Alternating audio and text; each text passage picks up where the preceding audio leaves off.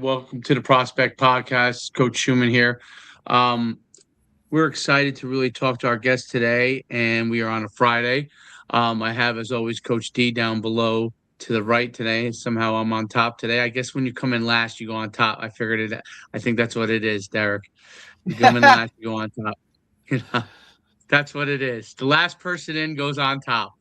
I don't know if that's how it should be done, but that's what I guess that's what StreamYard does. That's how we're working. Rewarding the late guy. It's exciting to talk on Friday. We're going to talk with Zac Goodman here. We're going to talk some strength conditioning, some speed, dive into a bunch of different things from that standpoint. As a coach, Zac, he runs Defying Gravity, which is a platform for speed training education, vertical jump development. He talks a lot about that, strength programming, performance measurement, testing. He was strength conditioning coach at John Glenn High School in Michigan, and he really has like a unique platform that he's really focused on, not just individual training in person, but he does a great job with his platform online to be able to serve people that It's that are youth, not obviously. Coach. Those younger guys, they're good with that. These younger guys, they're all good with that, man. I mean, he's 25. They are good. I don't know if I'd say that. I told Tony is I was telling Tony I was like he's like Zac, you're an old soul. I'm like, honestly, like all the stuff that I'm supposed to be good at my age, like I'm not good at marketing. I'm not good at creating promo stuff. Like all I have to offer is just information on the subject. Like everything, like my podcast logo is very basic. The way I present, like, I have a very basic setup. Like everything is very simple, very basic. It works really good. But that's it, buddy. I'm not good at marketing the stuff. I've just I put out good information, I think, and people have just kind of gravitated towards me a bit. No doubt. You don't need to be crazy complicated. So we're on podcast. What is it now? 320. Zac is number 320. 320 podcasts we've done. So I was typing in and on our, we developed the website for the podcast, which is really cool. I don't know if you've seen it. You'll be up, pretty much within the day of coming in. But and by the way, if you need help with anything like that from that standpoint, I'm pretty good. I'm a guru. So I can help you there if you need it. You let me know. But it's interesting looking at it because I was just typing in on the chat on the site. I was like it has the AI chat, bot that you can go and ask questions and stuff like that. Yeah. And I started asking it questions. Like I was like, all right, let me know. Pull up. Do we have a speed guru on here? Just testing it. And the first guy pulled up was Tony Holler. I thought it was so funny. So it said yes, Tony Holler, well reputed. And I said, do we have anybody named Cal that did a podcast with us? And Cal Dietz was like, it pulled up Cal Dietz. I'm like, okay, this thing's working good. Now I'm like, all right, so can you tell me offensive coordinators or guys focused on offensive football, but any podcasts? It pulled up like five or six guys from that standpoint, which was really cool. So I'm like, okay, this is working pretty good. I'm like, this is good. So if a guest comes here or someone like yourself or Derek sends somebody to, like the website and say, hey, you can take a look at it. You don't have to just search from there. You could actually type it into the chat and find out if there's any guys in that area, which is pretty cool. So, but welcome to the podcast. I would love for you to kind of go on your journey. By the way, I love the Twitter. So I was reading your Twitter. I want to dive into some of that stuff because I think it's great conversation piece. But I want you to dive into your journey, your background, and how you arrived at what you're doing today. Yeah, I think we were talking before this. I don't know, before we hit record. Like, I guess my journey is relatively short because I'm relatively young. But I started training for myself, my own athletic goals when I was 12, 13 years old. That's when I really got into training, and I saw like the advantage of getting stronger, getting faster, like to bridge the gap for myself. Like I wasn't a 6'3" mutant that like didn't have to worry about training, you know what I mean, to be a good athlete. Like I had to maximize everything, and I had to really kind of take the training as It's very serious. So, and I really liked it. It's like right off the rip, like I loved training. My dad got us weight sets for downstairs. And so I was messing around with machines. I was watching like YouTube videos and just trying to learn as much as I could. And then I started training at a gym.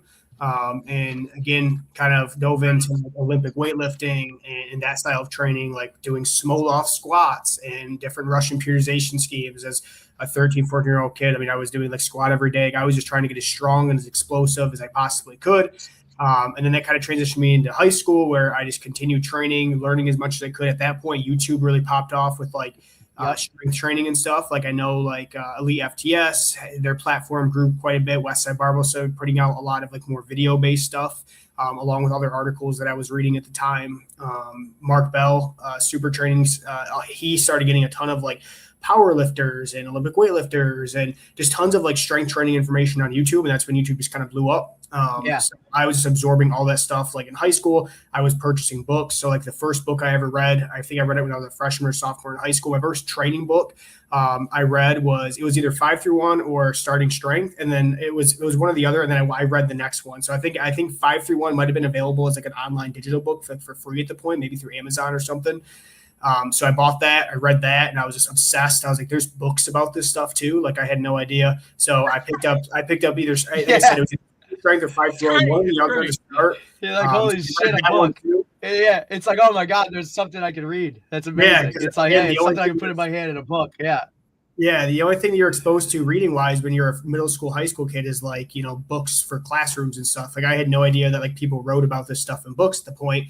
But I was like a 14-year-old kid. So like, how was I supposed to know? So I started reading this stuff and I realized like, oh my God, there's this whole thing out there. There's this entire world out there of like everything that I love. So I just started reading as much as I possibly could. Social media started to grow at that point. Like Instagram became a thing around that point, like 2014, 2015, like lifters were posting stuff, coaches were posting stuff. So I just started following people, reading, listening to podcasts, watching YouTube videos as much as I could get. And then I went off to college. I actually was going into like a physical therapy route initially is what I thought I was going to go do. And then I kind of transitioned into exercise science kinesiology like right away. That was kind of like, well, I'll get a bachelor's in exercise science kinesiology. And then if I want to do PT, I'll apply for a PT program. My grades have always been really good. So I never worried about like not being able to pass tests or having good grades or whatever. So I was good there. But as I got into college, like, again, I was just absorbing more and more and more. And at first I'm like, well, maybe I want to go into like the college strength conditioning sector. Maybe that's what I want to do. I talked to as many people as I could. I tried to view as much as I could. And I realized like, maybe that this isn't for me. Maybe the college route isn't for me. I knew I loved strength training. I knew I loved all the training, but I wasn't sure exactly where I would land at. And then at that point, I think it must have been 2018, 2019. High school strength conditioning really kind of blew up and people were talking about it. And I was like, oh my God, this is exactly what I would want to do. So I already had like 2 years into the exercise science kinesiology program. And honestly, the program didn't really add any value to like what the things I was already learning. Like it was very base level, like, kind of traditional stuff. And like, it wasn't anything I couldn't just like read online. Like, you know what I mean? It was very basic entry level stuff. So I transferred into, I took basically all those credits and transferred into a health physical education degree because they transfer super easy. Kinesiology is like one of the largest, classes or class sectors for the physical education program at the university I was at. So it was a very easy transition because I figured out I needed to have a teacher certification to be a high school strength coach. I couldn't just like go CSCS. You had to have the teaching license. And in Michigan, like, there's strength coaches, but it's not nearly as big as it probably will be in the next 5 years. Like it's rapidly growing. No doubt. It's very comparable to here in Jersey. It's the exact same way. You not many schools employ a full-time strength and conditioning coach directly. Most times you're a teacher, you're hired as a teacher and you teach strength and conditioning, or you know what I mean? You lean more on the side of a teaching role, rather than just kind of hyper focused. But we talked to a bunch of guys around the state that or around the country, right? That have kind of gone that route and kind of tracked that way. And you're 100% right. In the next couple of years, like it's going to be a bigger thing. And I think as more states kind of navigate that world of teaching strength and whatnot, like you're definitely tracking in the right direction, and then if you want to leave the state, you'll have the ability to kind of do that as well because you'll have all that background. But yeah, continue. I just wanted to just reference. Good points. So that's kind of where I went into, and for me, like I love the idea of being able to train high school athletes and middle school athletes more so than college, because at that point, like I was a college student, but I also like being in that college student role. I realized like how many of these athletes sometimes don't take it really serious, and like it's very transactional versus like a relationship. Like there's kids transferring in and out. There's kids like, again, like I had a lot of these athletes in my classes and like they couldn't give a shit less about, the program. They were there for like money, or they were there to transfer somewhere bigger. So like, it just didn't appeal to me. And just in the culture of college training conditioning, this really wasn't my kind of vibe, I guess. Like you had to find your fit. Right. High school was more my vibe. And I had a lot more time like getting started, being a young strength coach. If I went the college route, I'd have to be a GA, I had to learn from someone, go through all these steps. Yeah, you're working, you got to work your ass off to get to a spot. You're basically, at the command of someone that's above you, whether they know more or not, whether they are a real strength conditioning coach, where they were just hired in as a position coach guy, that's taking the role of the strength conditioning. You know what I mean? So I'm very focused on the actual training aspect. Like I'm not a hype guy. I'm not that kind of person. Like I'm very focused on like what's the result of the training. So I was already coaching at a high school at that point. I was already working with athletes. I already had some individual private athletes I was working with. So I just went all in on that. Got hired in at the place I was coaching at. Had been there for, I think, 5 years now. I was coaching before I got hired as a teacher, like an official teacher, but I was still doing the after school program. Right. And it transitioned right into strength conditioning classes. And so that's kind of where I'm at now. And I've been doing that for, 5-ish years now. And then Twitter, I think I've been on Twitter for about 4 years, maybe. And again, that's just a place that I found. I'm like, oh, like there's people on here that talk training. Instagram, it's just kind of a wash of just like personal trainers and content creation. Whereas like it felt like on Twitter, it was more like informational and coach based. So like I got on there, right. Like I had maybe like 50 followers on an account. And I posted up maybe just one tweet and it just took off from there. I think it was a tweet on box squats. It just for whatever reason, like the universe connected me with this field and just like, it took off from there. And then since then, like I've continued to talk with coaches, continue to do podcasts and just continue to do my thing, train athletes, post what I'm doing, post my athletes, like just continue doing that thing. And it's just really turned into something that where I'm at now, is really cool that I have the opportunity to do all these podcasts and to be in the position I'm in to, basically talk to anybody that I want to. Like I'm very grateful for the position I'm in, but it happened really quick, right? Like 4 years of being on Twitter just turned into this. So that's kind of where I'm at now. Like I said, my journey's not long because I'm relatively young. We're talking 25. We're talking like 12, 13 year journey of like getting into training and kind of being obsessive about that and just learning as much as I can and get, talking to as many people that can mentor me as possible. And now it kind of feels like I'm doing the same thing for other people, which is, kind of a weird place too, is like I'm teaching coaches that have been in the game for 30 years about how to train their athletes, much younger than them. Mm-hmm. And like I was at a coaching clinic this past year in Michigan. It was the Michigan High School Football Coaching Clinic. It's the biggest football clinic. And they booked me for 2 sessions of talking about training, and it was a room full of people who were much older than me. Some coaches were the same age as me, younger college coaches, and we packed the room. It was basically 2 rooms full, and it was packed out into the hallways. And it was really cool because I had coaches that came up that have already accomplished things, right? Have already won state titles, have already sent players to Division I. Some coaches sent kids to the NFL. And they're coming up and talking to me and they're like, oh my God, what are you doing? Like, how are you getting all these results? Like, what are you doing? I love your approach. Like I said, it's came on really quickly, but I'm super grateful kind of where I'm at. So as far as journey goes, that's where we're at. And like I said, I feel like I've told so many people that's like, I'm not close to my peak. Like I just turned 25. Like I'm not close to where I'm going to be at. And I have so much more things to learn and things to try and experiment. Like I am literally capped just by how old I am. Like I just haven't had the amount of time to try all the stuff that I want to try that I'm doing. So like I was just on the Feed the Cats podcast and I had that same conversation with Tony, and he's like, I can't wait to see where you're at in another 10 years. He's like, you're already ahead of the game now. Like, I can't wait to see the innovation of kind of what you create. So. Oh, you're on mute, Dave. I said, sorry. That's great stuff. it's you're definitely at the beginning of that journey. I was once where you were. It's, 27 years old. I left corporate, opened my own training facility and in speed and strength back in the early 2000s, and you learned a ton of things from that. But I've evolved tremendously since that time period. So what I did back in 2003, there's a lot of things that are still that are still 100% like true, and there are some things that kind of changed over time as far as how like your approach is, and that's always, I think, going to continue to happen. I think it's one of the things that we discuss so much on here.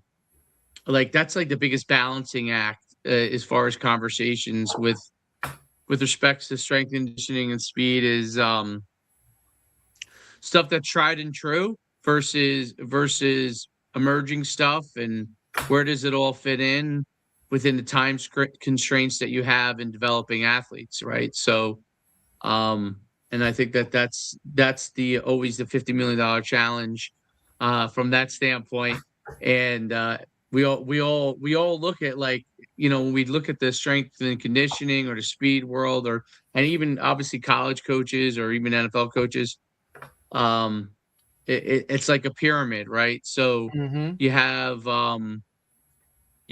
like two things in the pyramid. You have obviously the age level they're at, right? Moving towards the top, young athletes, youth athletes, first doing things for the first time, getting them moving to all the way to top tier, right? To your elite athletes, and how you develop people. It's like a big pyramid. It's a lot of people at the bottom, and then as it moves all the way to the top. And then it's the same thing as far as from when you're training athletes. It's like okay, how you train a group of 50 kids at the same time is going to be radically different from how you train one-on-one somebody, right? Now you might be doing similar exercises in some cases, but the corrections you're able to make, the customization changes. So that's what makes it so interesting to me, because depending on where you are and what you're doing, and then obviously the sport gets introduced, right? And there's different elements to that. It dictates what what you're going to focus on, what your ability is to focus on it, and how you train the athletes. But I think it's really interesting because since I started in this,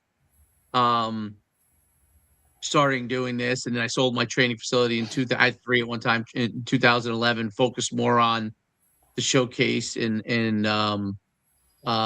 combine world of it, like the testing elements, you know what I mean? The evaluation testing elements for a long, long time. And now kind of circling back towards it again.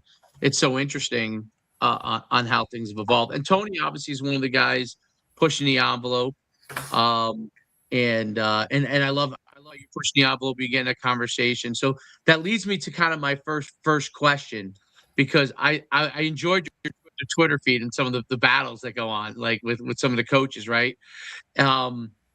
What are some of the things that, like, as far as you kind of start to establish what you're doing and what you believe in, what are some of the things that you kind of are fundamentally focused on? As far as like the training goes, like what are we looking at per session, or what are? Well, there's a lot. I mean, as far as overall general development, right? So an athlete comes in, says, "Hey, I want to get better for football, for example." Yeah. Okay. Obviously, there's different stages they're at, but what are some of the things that you think are real important for them to begin to develop in order to be a football player? So as far as training goes, I don't really view any strength and conditioning as far as like sport specific. I think strength and conditioning serves the role of developing general force qualities, and then the sport coach is where they actually sharpen the force qualities into the skill. So when I take an athlete in, like I'm not looking at him as like, oh, this kid's a tennis player, this kid's a baseball player. I'm looking at, where are you deficient at structurally? Where's your force deficiencies at? Are you elastic? Are you non-elastic? Where's your rate of force development at? Like those are the things that I'm looking at. I'm looking at just general force qualities. So I think I get in, like there's really three domains that we're addressing training through. We're addressing training. We use a conjugate-based system. So we're addressing training through dynamic effort, brief maximal tension, and repeated effort. And so all of our training falls within those three kind of pillars. and lanes. And so for my athletes, like most of my athletes, even the college athletes I work with, like they're always very weak. Like they usually don't have tons of training years behind them. Even your college athletes generally are actually extremely weak. Like while they may be large and while they may be explosive, their relative strengths are usually poor relative to how big they are. And so strength is always is kind of the foundation of all of this, right? Your absolute force production. So that's kind of the base of all of our trainings. We use the brief maximal tension method as our kind of driver of absolute strength, of relative strength. Relative strength being, the only way to accelerate any sort of external mass, whether it's your body mass or a ball or whatever, is through the laws of motion, right? To be able to have relative strength, to be able to have mass specific force, to be able to generate force into the ground to offset whatever that weight is. So we have to build up a very wide gap of relative strength. So that's always my first priority. But you also have to sharpen, general strength into, a relative strength into specific speeds. So by using the dynamic effort method concurrently with brief maximal tension, we can raise not only the force ceiling, but then also sharpen it at specific speeds. So we essentially train the extremes of both very slow and very fast. We lift with the brief maximal tension method very, very heavy loads to develop, again, that force ceiling. And then we sharpen it down with specific means like jumping and sprinting for the actual, sharpening of that strength. So understanding that all of your abilities, all of your ability to be explosive is all downstream versus, your peak of strength. So you have to raise the ceiling of that. There's some really good information. What do you mean by downstream? So absolute strength sets the boundaries for everything that you can display. So what the texts show is that elite athletes can demonstrate about 85% of their absolute strength level at very high velocity sprinting and jumping. So that's assuming that you were talking Olympic athletes. Mel Siff talks about this, Tudor Bompa talks about this. So to raise the force ceiling to make an athlete relatively stronger, we're talking like speed sub 0.3 meters per second, very, very slow. That is going to raise their ceiling of how much force they can produce. So force, irrespective of time, irrespective of that, the absolute maximum force you can produce, right? But athletes that are elite are really good at taking their absolute force and essentially multiplying it through elastic means, right? They can display more force at higher speeds than everybody else, right? They're just more efficient. Their stress shortening cycles are more efficient. Their tendons and ligaments are more efficient. They are just more efficient at essentially displaying the force they have access to, okay? The problem is that most athletes just lack general force and like they just don't have it. Like they are multiplying from zero. They are just not very strong. And if they are, relatively strong, then they tend to be not very elastic. Or they have major deficiencies. Like I talked with Tony on his podcast about, like, the biggest thing that we see is like you might see an athlete with a big squat, but then they run slow and don't jump high. It's like, well, right, they're weaker in another area. Yeah, they may be overpowered above the knee, but they're extremely deficient below the knee. And so that's a big problem I see, because a lot of athletes just don't have a lot of ground contacts. Like we're in a society now where, like, people don't move as much as they used to. Nope. Playgrounds. We sit around and don't do that kind of shit. They Right. don't go out and play. They don't hang out on the monkey bar or whatever. You know what I mean? Like, they don't climb trees, right? Like I heard a guy, it's funny because I heard a guy say, like, when's the last time you were around like young, like middle school or elementary school kids and you saw a kid wearing a cast, right? Like they just don't go out and do those types of things to break an arm or do any of those types of things anymore, where that's where a lot of this, almost, I don't want to say hidden strength, but you have strength in certain areas because you were doing those things on the regular, and we just don't have that, right? Kids just sit behind a screen, and that's kind of where it's at now. So you're getting them when they're all weak and deficient in these certain areas, right? So identifying that becomes a huge piece to the puzzle, kind of, hey, we need to work on these areas. Yeah. So we develop that ceiling of force. We sharpen it down to specific speeds that they're going to, play in sport, like our sprinting and jumping. And then we are building up, structural integrity with repeated effort method, where we are building, tendon strength, and we're building muscle mass. We're building, general range of motion. Like, so it really creates an entire system of, like, we're not focusing on just one ability. Like, we are taking a holistic approach to training, using the three domains or the three methods of muscular tension, which is described and talked about in Science Practice Strength Training with Zac Goodman. Like, we're taking a system that has been created, 50, 60, 70 years ago, but, in the Soviet Union that they were using with their Olympic athletes. And then we're just kind of curating it down to the athletes that we have, that I see that walk into my door. But I think that that's an approach, a way that I view it different than everybody else. Is like, I don't view like an athlete that got to a high level as like a high level athlete. Like I view them as like, what is your force production look like? Where are you deficient at? What can be improved? I don't view it like, oh my God, this guy's a Division I baseball player. Like, no, like, where are you deficient at? Everybody has deficiencies, and there's always ways to improve, and it's all the same math equation.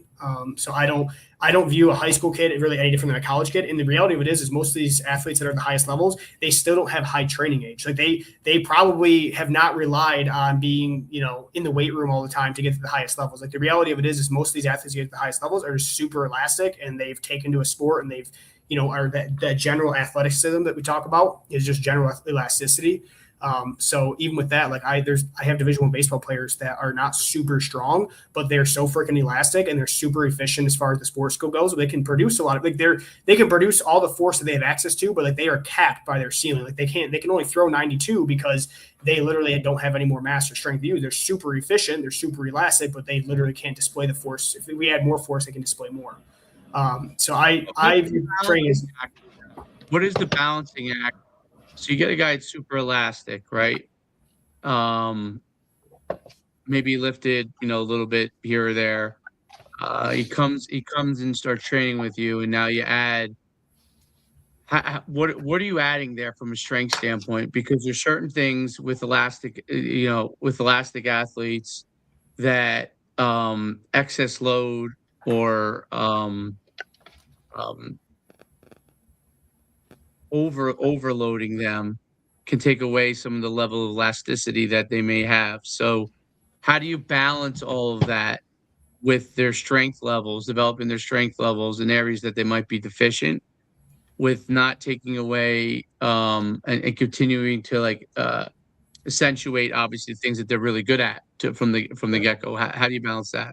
So it's not that they necessarily lose elasticity unless they are like completely not mobile and they don't train, don't do anything. It's the fact that they typically will add additional body mass to them without offsetting that with any sort of relative strength. And so they just simply are not as efficient. Their stretch shortening cycle is still efficient. They just don't have access to the same amount of force to produce. So typically what you notice is that if in a traditional, kind of system, as athletes come in, they lift weights, they put on mass, their relative strength may not move that much, but they put on quite a bit of weight, and then they run slower and they jump worse. And it's like, well, why is that happening? It's like, okay, like we are adding structure to them, but we're not adding the neuromuscular output to them, right? So we are actually lessening the amount of force they can produce. They're still, highly efficient, but like we've just made them worse. Like mathematically, we've made them worse. So when an athlete comes in that's highly elastic, like I have a big. So why do that though? Why do that?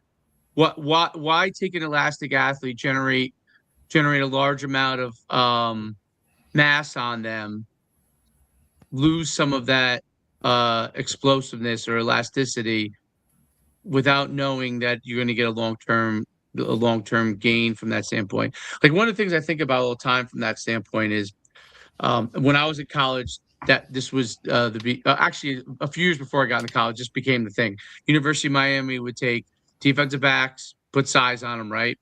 And then they were super fast, move them to linebackers. Linebackers moved down to defensive ends, made them phenomenal at that position, right? So like it was a very smart strategy as far as I'm going to take a great athlete and I'm going to put them in an area where they can now utilize their elasticity, the force they can generate naturally, maybe put size on them, lift them in a weight room, and then drop them down to a kind of quote unquote slower position, like defensive end. And now they're going to dominate because they might be heavier, but they're way faster than everybody over them, right? So that's kind of like one theory of it. But like when you start to gain certain amount of size, like I look at the balancing act of that, and I look at the balancing act of like 100-meter dash sprinters, right? So you look at Noah Lyles, super strong, right? Like Noah Lyles, super strong for his body weight, super strong.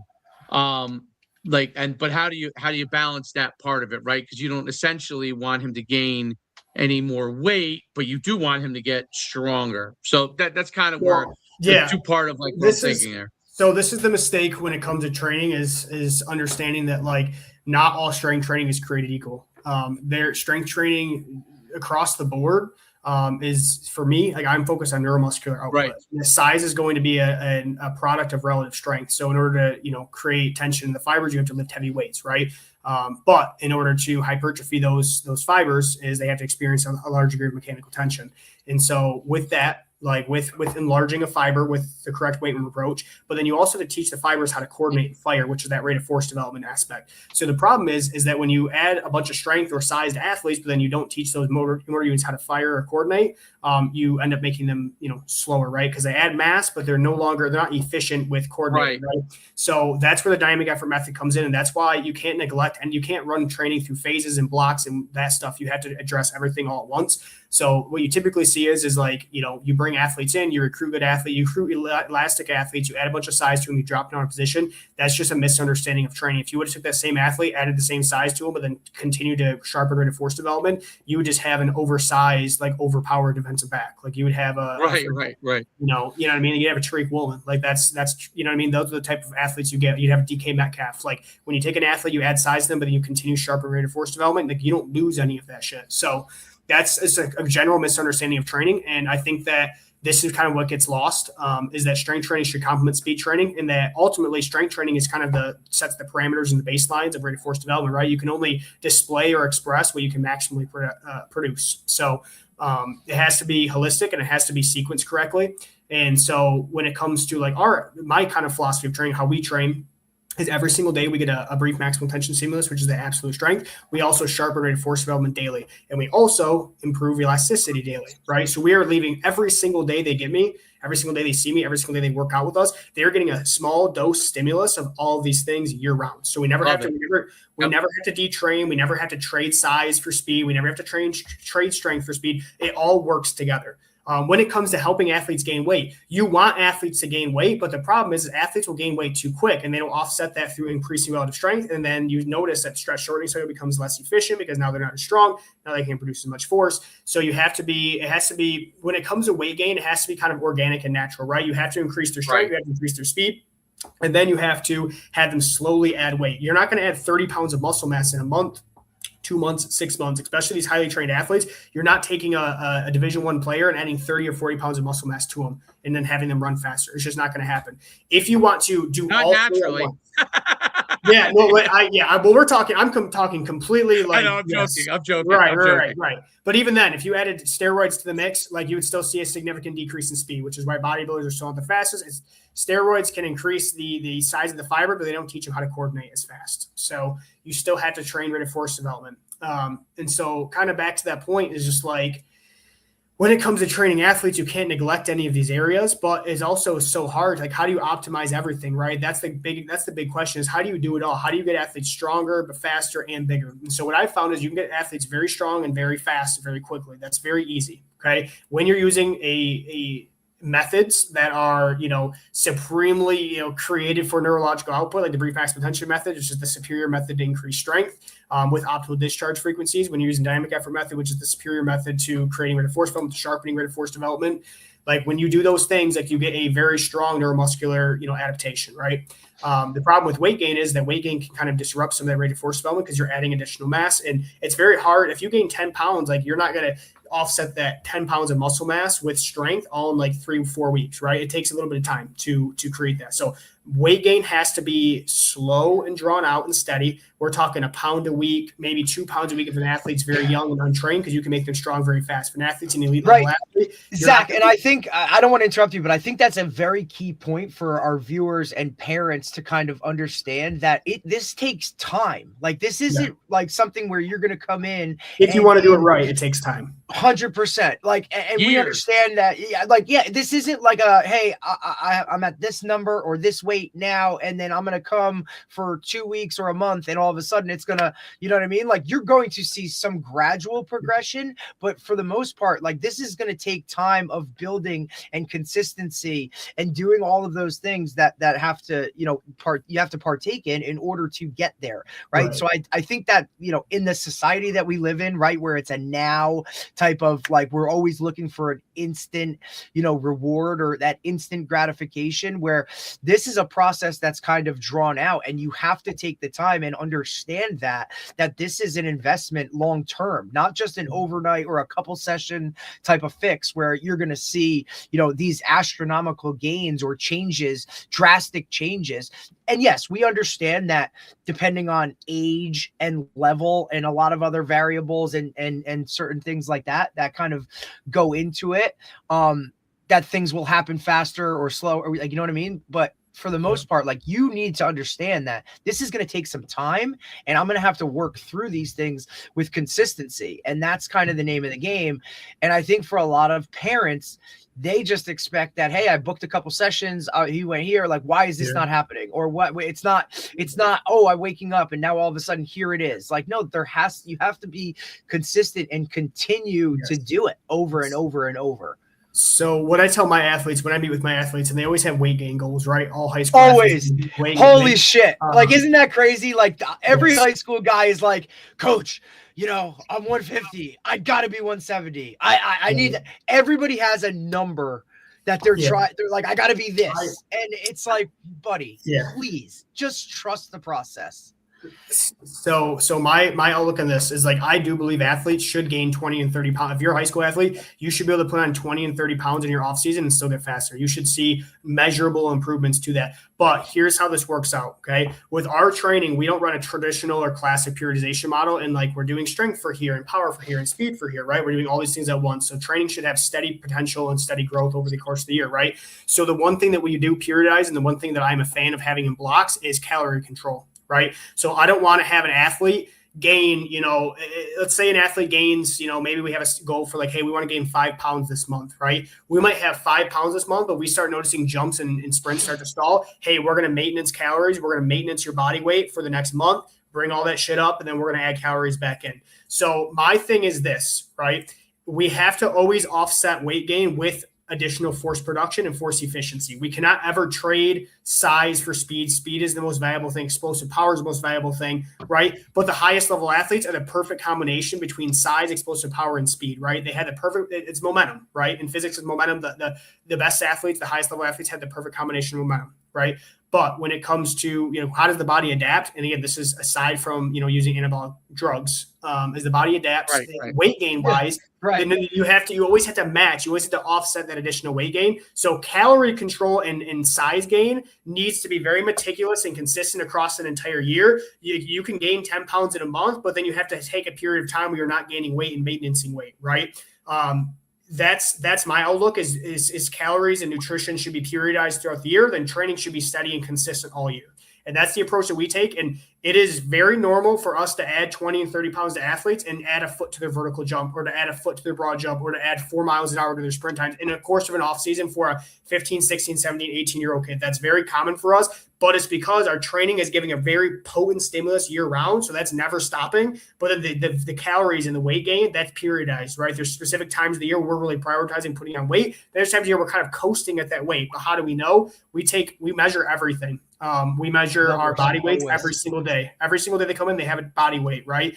I've talked about this for a while. It's like the best way to get kids to care about their nutrition is to put them on a weight scale every day. If they want to gain weight, they'll make it happen because they have feedback every day. If they want to lose weight, they'll make it happen because they have feedback every day. The best way to improve a stimulus, the best way to improve a result is to have it measured and tested all the time. So you can always keep track of it, right? It's just your bank account. If you want to save up money or you want to invest money, you should be, you know, checking that all the time. You should have a general idea where you're at every single time. If you want to, you know, invest a certain amount of money into let's say a Roth, right? You're putting money into the S&P 500. You want to be checking that and throwing money in that consistently over time, right? You don't want to, you know, forget about your bank accounts, right? You don't want to forget about your investments and stop putting things in. You have to measure it. You have to know where you're at. And so it's like going to work and not getting paid. Athletes that show up and work out but don't measure anything, don't test anything, they're showing up and not getting paid. You should be measuring and testing everything so you know exactly where you're at. So that's the cool thing about our training is that every athlete knows exactly how fast they are, how strong they are, how high they jump, how elastic they are, their RSI scores, and exactly how much they weigh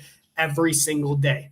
Well, I think that, and that's a huge staple. And Dave and I talk about this all the time, that one of the best aspects of, you know, Tony's, you know, Feed the Cat system is the rank, record, publish, right? And we're talking about like you know, the level of the athletes, or I should say, you know, the mindset that majority of the athletes or kids or players or whoever we're working with, right? Like they're in that era of like, they want to fit in, right? They always want to be a part of something. So if you put their name on a list, brother, like, holy shit, you know what I'm saying? Like nobody wants to be at the bottom of the list. Not like, you know, they now see it and it's something tangible, right? Like they can touch it, right? They can see it. When you post that, 100%. Yes. And Yes. for them, it teaches not only that aspect for their training, right? And like, hey, you now understand where you are and the numbers and this. I mean, look, we do it with our high school program, whether we're posting, you know, the maxes or whether we're posting their percentage charts or whatever it is, like, you know what I mean? Like, you put their names 100%. It's all about that. And then when they can see it, and now on the other end too, now parents see it, it's something real to them because they can look at it and they can actually see, you know, numbers themselves changing and going up or down. Or I just think the whole rank, record, publish aspect of Tony's system. It's one thing to say you're getting faster. It's another thing to prove you're getting faster. And that's what separates coaches from trainers, is trainers tell you you're getting faster and coaches actually test if you're getting faster. I like that. And in sports, outside of like track, where you're going to have races that can tell you what you're doing time wise, there's not very many methods for coaches to test them, right? So they need to test them with the lasers and all that, because they're doing the regular. If they're just going through their training, it's not like they're in an actual race, right? Like very rarely are you, okay, let's line them up, we're going to time them. Testing is the training and training is the testing. That's the way that I view it. Yes, and that brings me to the little debate you had too. So I thought that was really interesting that you and I guess they were like track coaches maybe. Some of the guys were track coaches that were going back and forth with you. I think they kind of misunderstood your point. You know what I mean? As most do on Twitter. You know what I mean? As most do. Yeah. Well, these guys were actual coaches though, because he's got a good little. Like he's got guys. Oh no!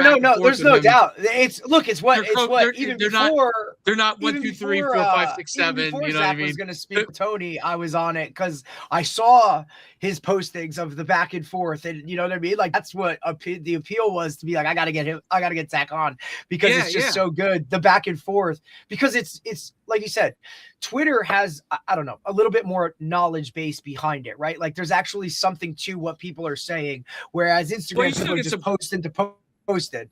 Oh, but he still gets cloud shows. You can see their picture. You know what I mean? You can see their picture, whether they're, you know, BP 1, 5, 6, 7, 8, 9, 10, 11, you know, versus like a name, which is great, right? Because then you know whether to respond or not. But because otherwise you're just responding to like some person in their basement. But what's interesting about it, what I thought was interesting, it was some good coaches, right, that were, you know, going back and forth. And Zac's stance was, you know, hey, if you're not testing, you know, how do you know, right? Like, how do you know what their progress is, which is 100% correct.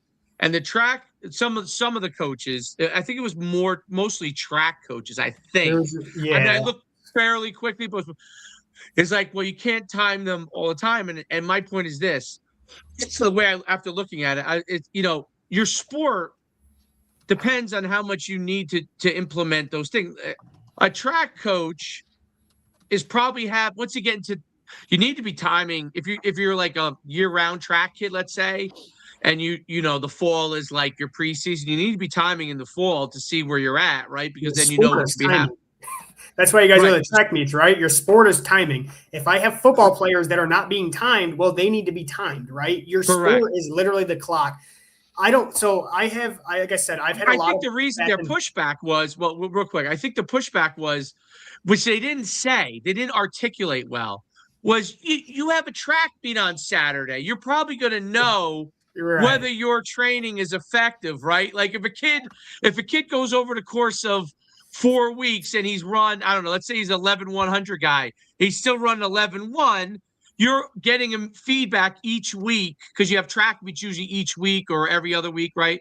That tells you what your time is. So do you have to time them all the time? No, but what you should probably do is some fly 10s or fly 20s to give you a gauge as to whether they're improving, because that will help you know when you get into a race that you can expect a certain time from your kid. And then I think that's kind of where you were going, but they were so adamant about like, you know, we're not timing all the. I thought it was very interesting. Go ahead, talk. Go ahead. Thank you for bringing this up. Okay, so to add some context to this, Twitter is kind of there's always a topic of the day, right? And I don't know how long you guys have been following me for, but for whatever reason, the things that I say strikes a chord with people. Lots of people agree with me, and then interactions are a thing. People are trying to sell stuff. They're trying to make a business. So it's easy to jump on and disagree, right?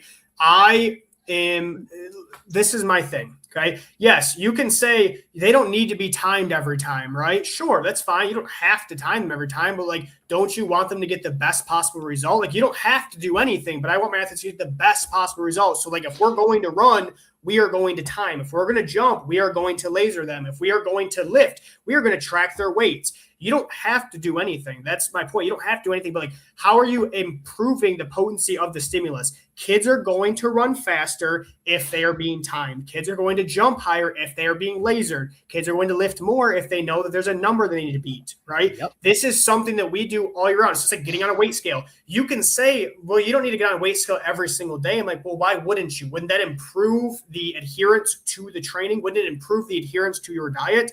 Yes, it would. Okay.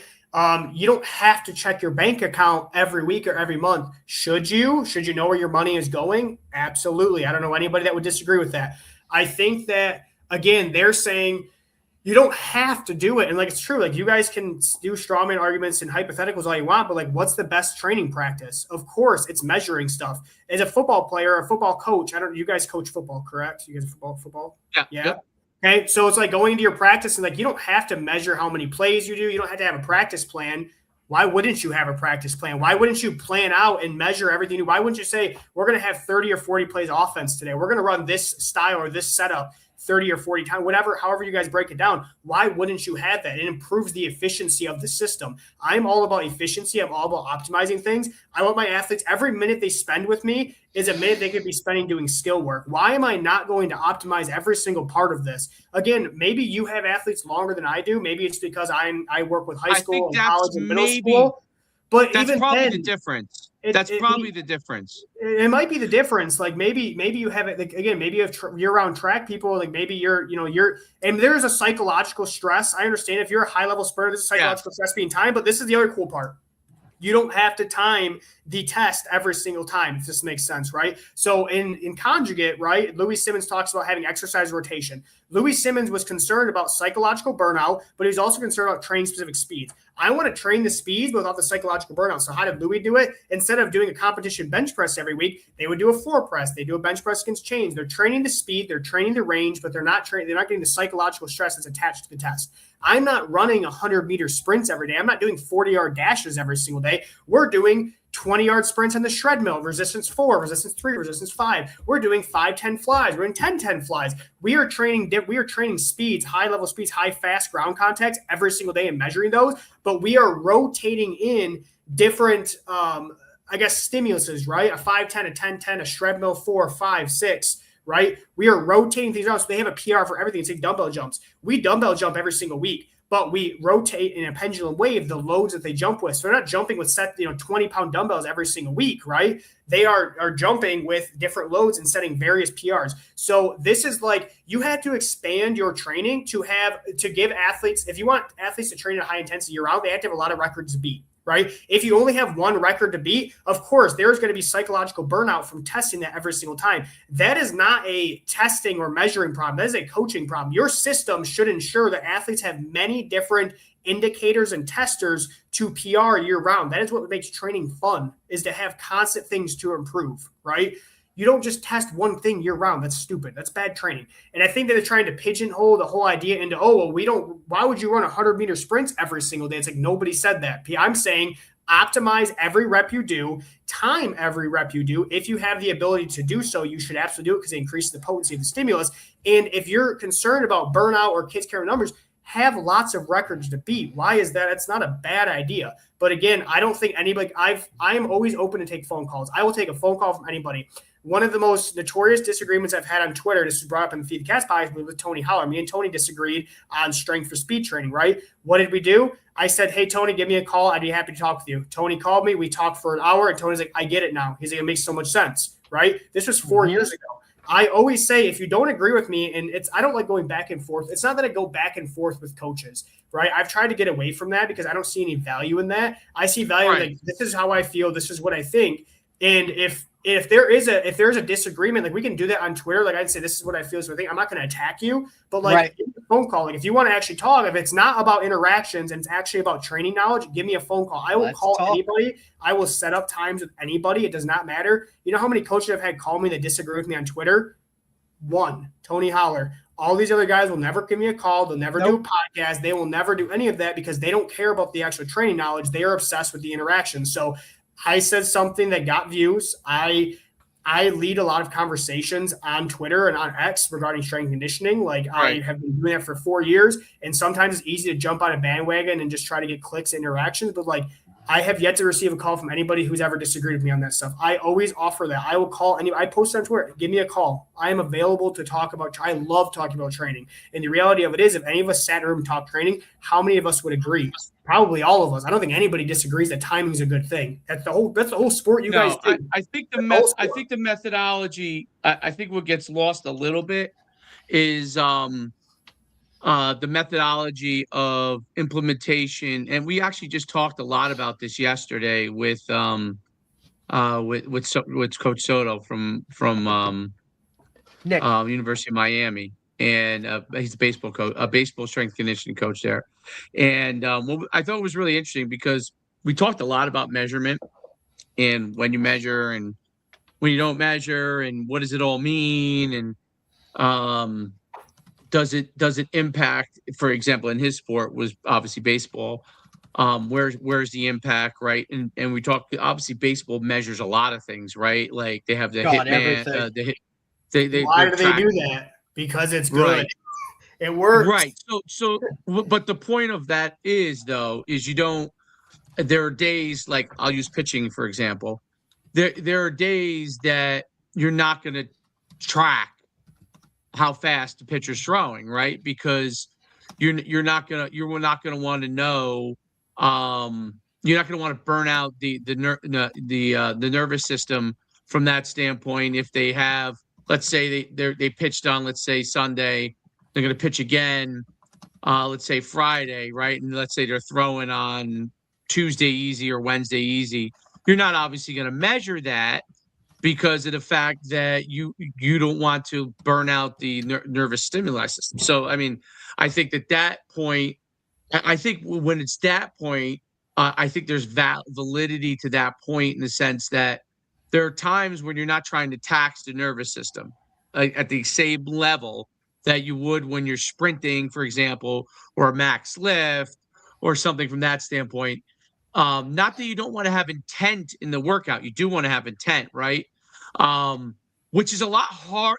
I agree with you. It's much harder to measure when you're not tracking, but it's kind of like there's a level of science and there's a level of art in the balancing act of keeping the athlete healthy at the same time that you're trying to get maximal performance. Right. So I think that's where the balancing act becomes difficult. So for me, like with athletes that I work with, young kids I work with now, like I coached high school football for 20 years, but and when I had my speed and strength studio, like we would test, this is before VBTs and stuff like that were even out, but we used to test, it wasn't every day, but we would test fairly regularly with what we had at the time to get feedback, right? Like if we took a kid in and we timed them in the 40 the first day, we weren't just going to time them 8 weeks later. You know what I mean? We want to know, well, along the way, are they making progress, right? And it may be different things. It may be the 10-yard, maybe the 20, however we did it.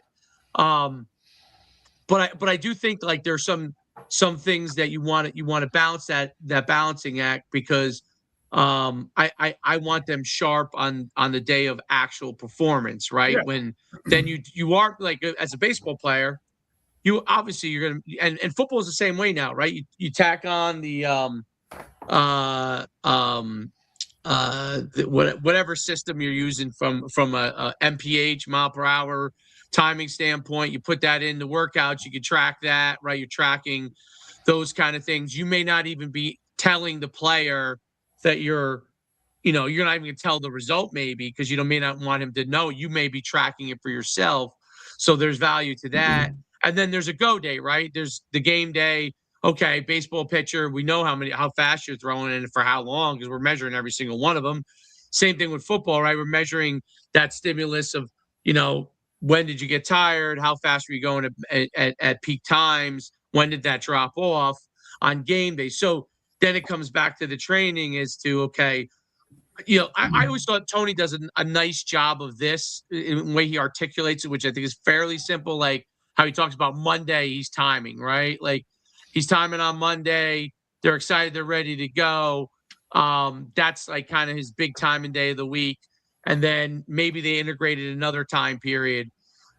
Lifting wise, even though I don't think you have to do it every day, you're pushing weight, which has a number. So no matter whether you're tracking VBT or not, right, that day, and you may be tracking VBT every single time, but even if you're not, there's a number that you're lifting, like 135 for 5 reps. We can calculate what that actually max result is, even if you're not doing VBT. So in weightlifting, that's done regardless. If you choose to do bicep curls and normally you do 40s for 10, and this day you decided you're going to go 30s for 10, we know that you're not putting a max output there for that workout, right? And so I'm saying that to say, like, the balance, the art versus the science, that one part is difficult. I wonder if there are measuring things that we could use, like the force plate we talked about, or other things that, like, if you don't want to measure that day because you don't want to blast that stimulus, are there other things you can measure to see where they're at? That's my point. Is for us, we jump twice a week. We do vertical jumps, loaded jumps twice a week. We do RSIs twice a week. We do sprints twice a week. We will do our benches and our upper body lifts twice a week. We are doing our lower body lifts twice a week. So we have so many things that we can track and measure, right? We're not just measuring the same thing. That's what I'm saying is, like, training has to be creative in the point of, like, if you're a baseball player, of course you're not throwing a bullpen every single day and measuring every throw, right? Like, why would you do that? But you know what you can do? You can measure pull downs, right? You can run specific pitches. You can do specific drills and measure all of those drills. I'm saying break down the components of what is moving the needle, measure all of those things, and then test to see if those things improve, right? It's like the 40-yard dash. I'm not testing. If I want to improve against 40-yard dash, we're not running 40s every single day. We're going to run flies. We're going to run tread mill. We're going to run dashes. We're going to run various PRs, right? And it's going to give us information. All those little components give you information, right? But again, I never made the argument to say that you should only test your 100-meter dash or 40-yard dash. I'm saying every single output you do should be measured. That's why you have a variety of outputs to measure.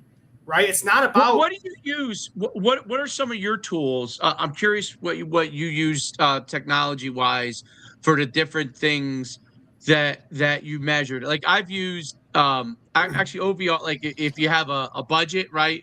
OVR is pretty great for the dollar amount, right? It covers a good amount of bases. There's a new one. I talked to the guy, but I didn't end up purchasing yet. But I can't think of the name of it now. But you put it on the bar, basically like straps right onto the bar, measures output. You could do it for anything. You can put it around your waist, measure output, doing broad jumps, right? Yeah. What are some of the things that you use measurement wise? Because I think that's awesome. There was nothing like when I started, like literally, like.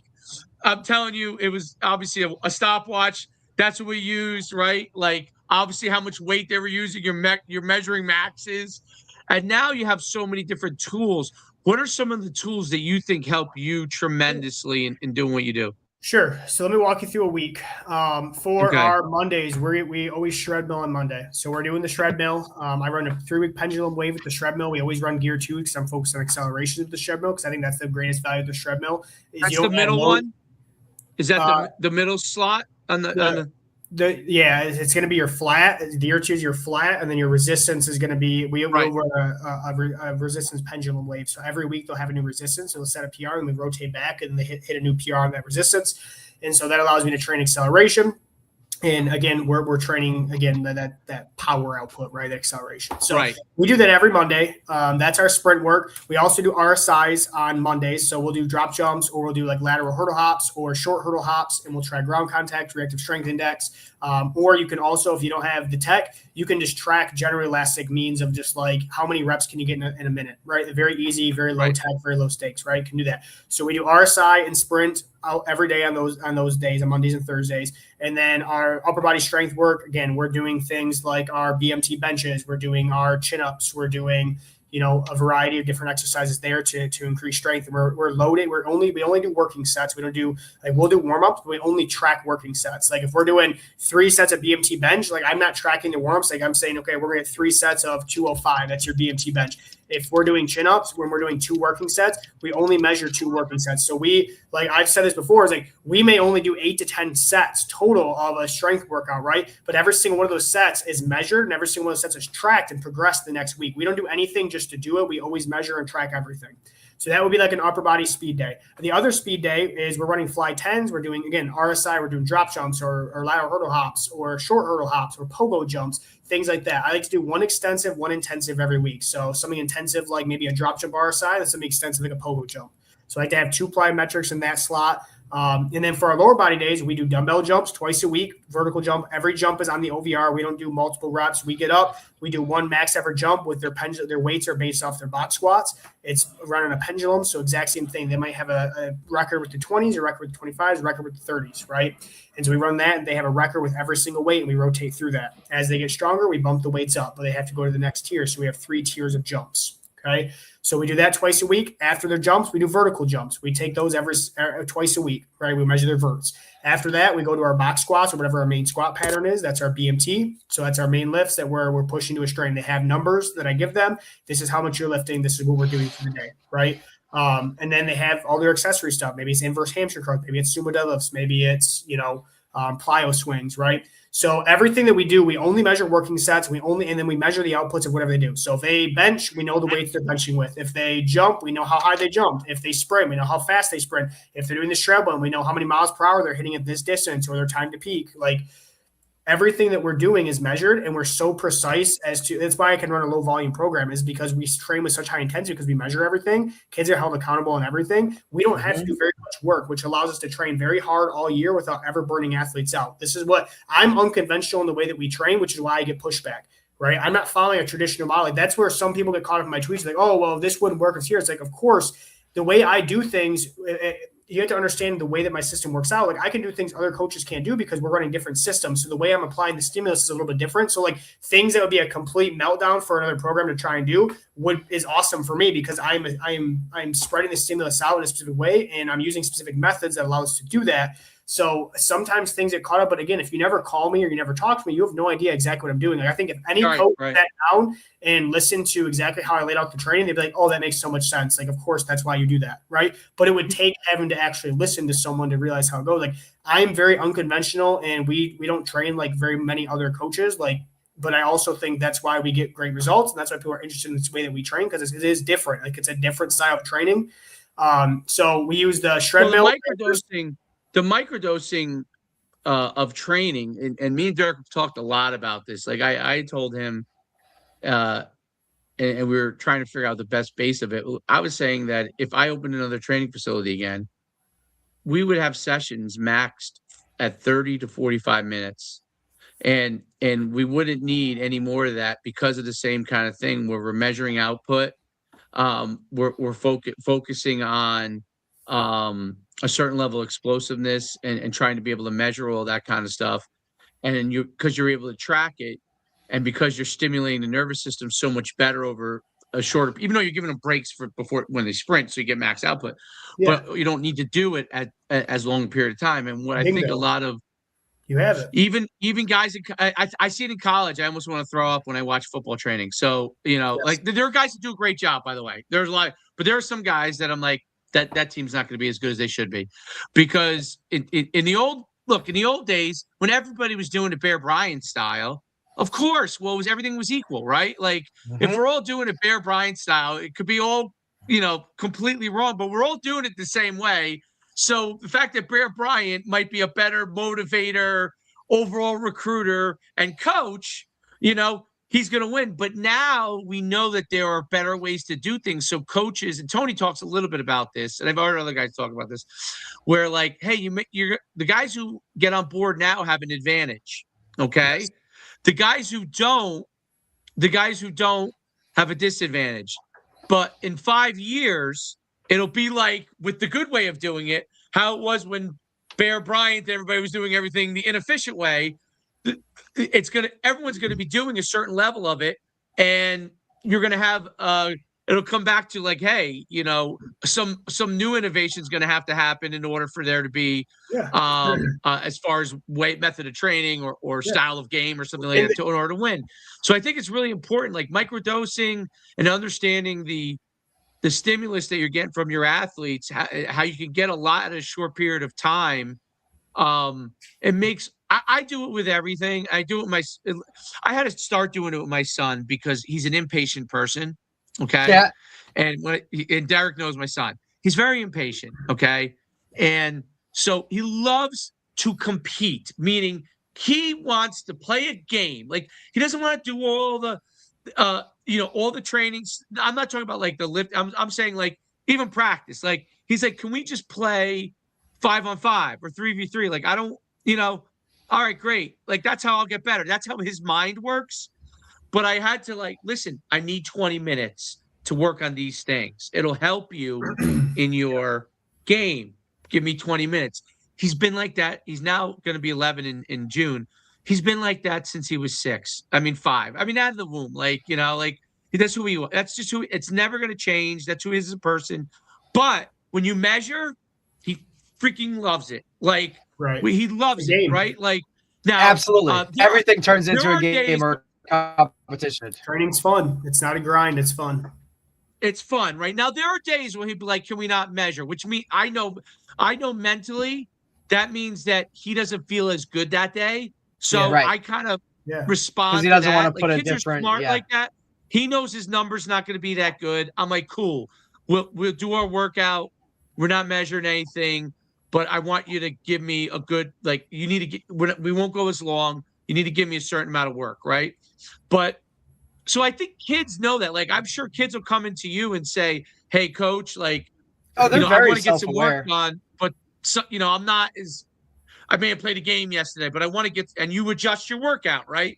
You adjust your workout to stimulate whatever you think could stimulate that still gets some benefit. Talk a little bit about that. Yeah. So this is when the daily readiness comes into training, right? Obviously, you're not going to feel maybe your best all the time. This is when I view training into speeds versus just pure outputs and measurements too, right? So when it comes to like BMT work, our brief maximal tension work, right? It's less about the number and more about the speed we're eliciting. When it comes to jumps, it's less about the number and more about the speed we're eliciting. When it comes to sprints, it's less about the number, it's more about the speed we're eliciting, right?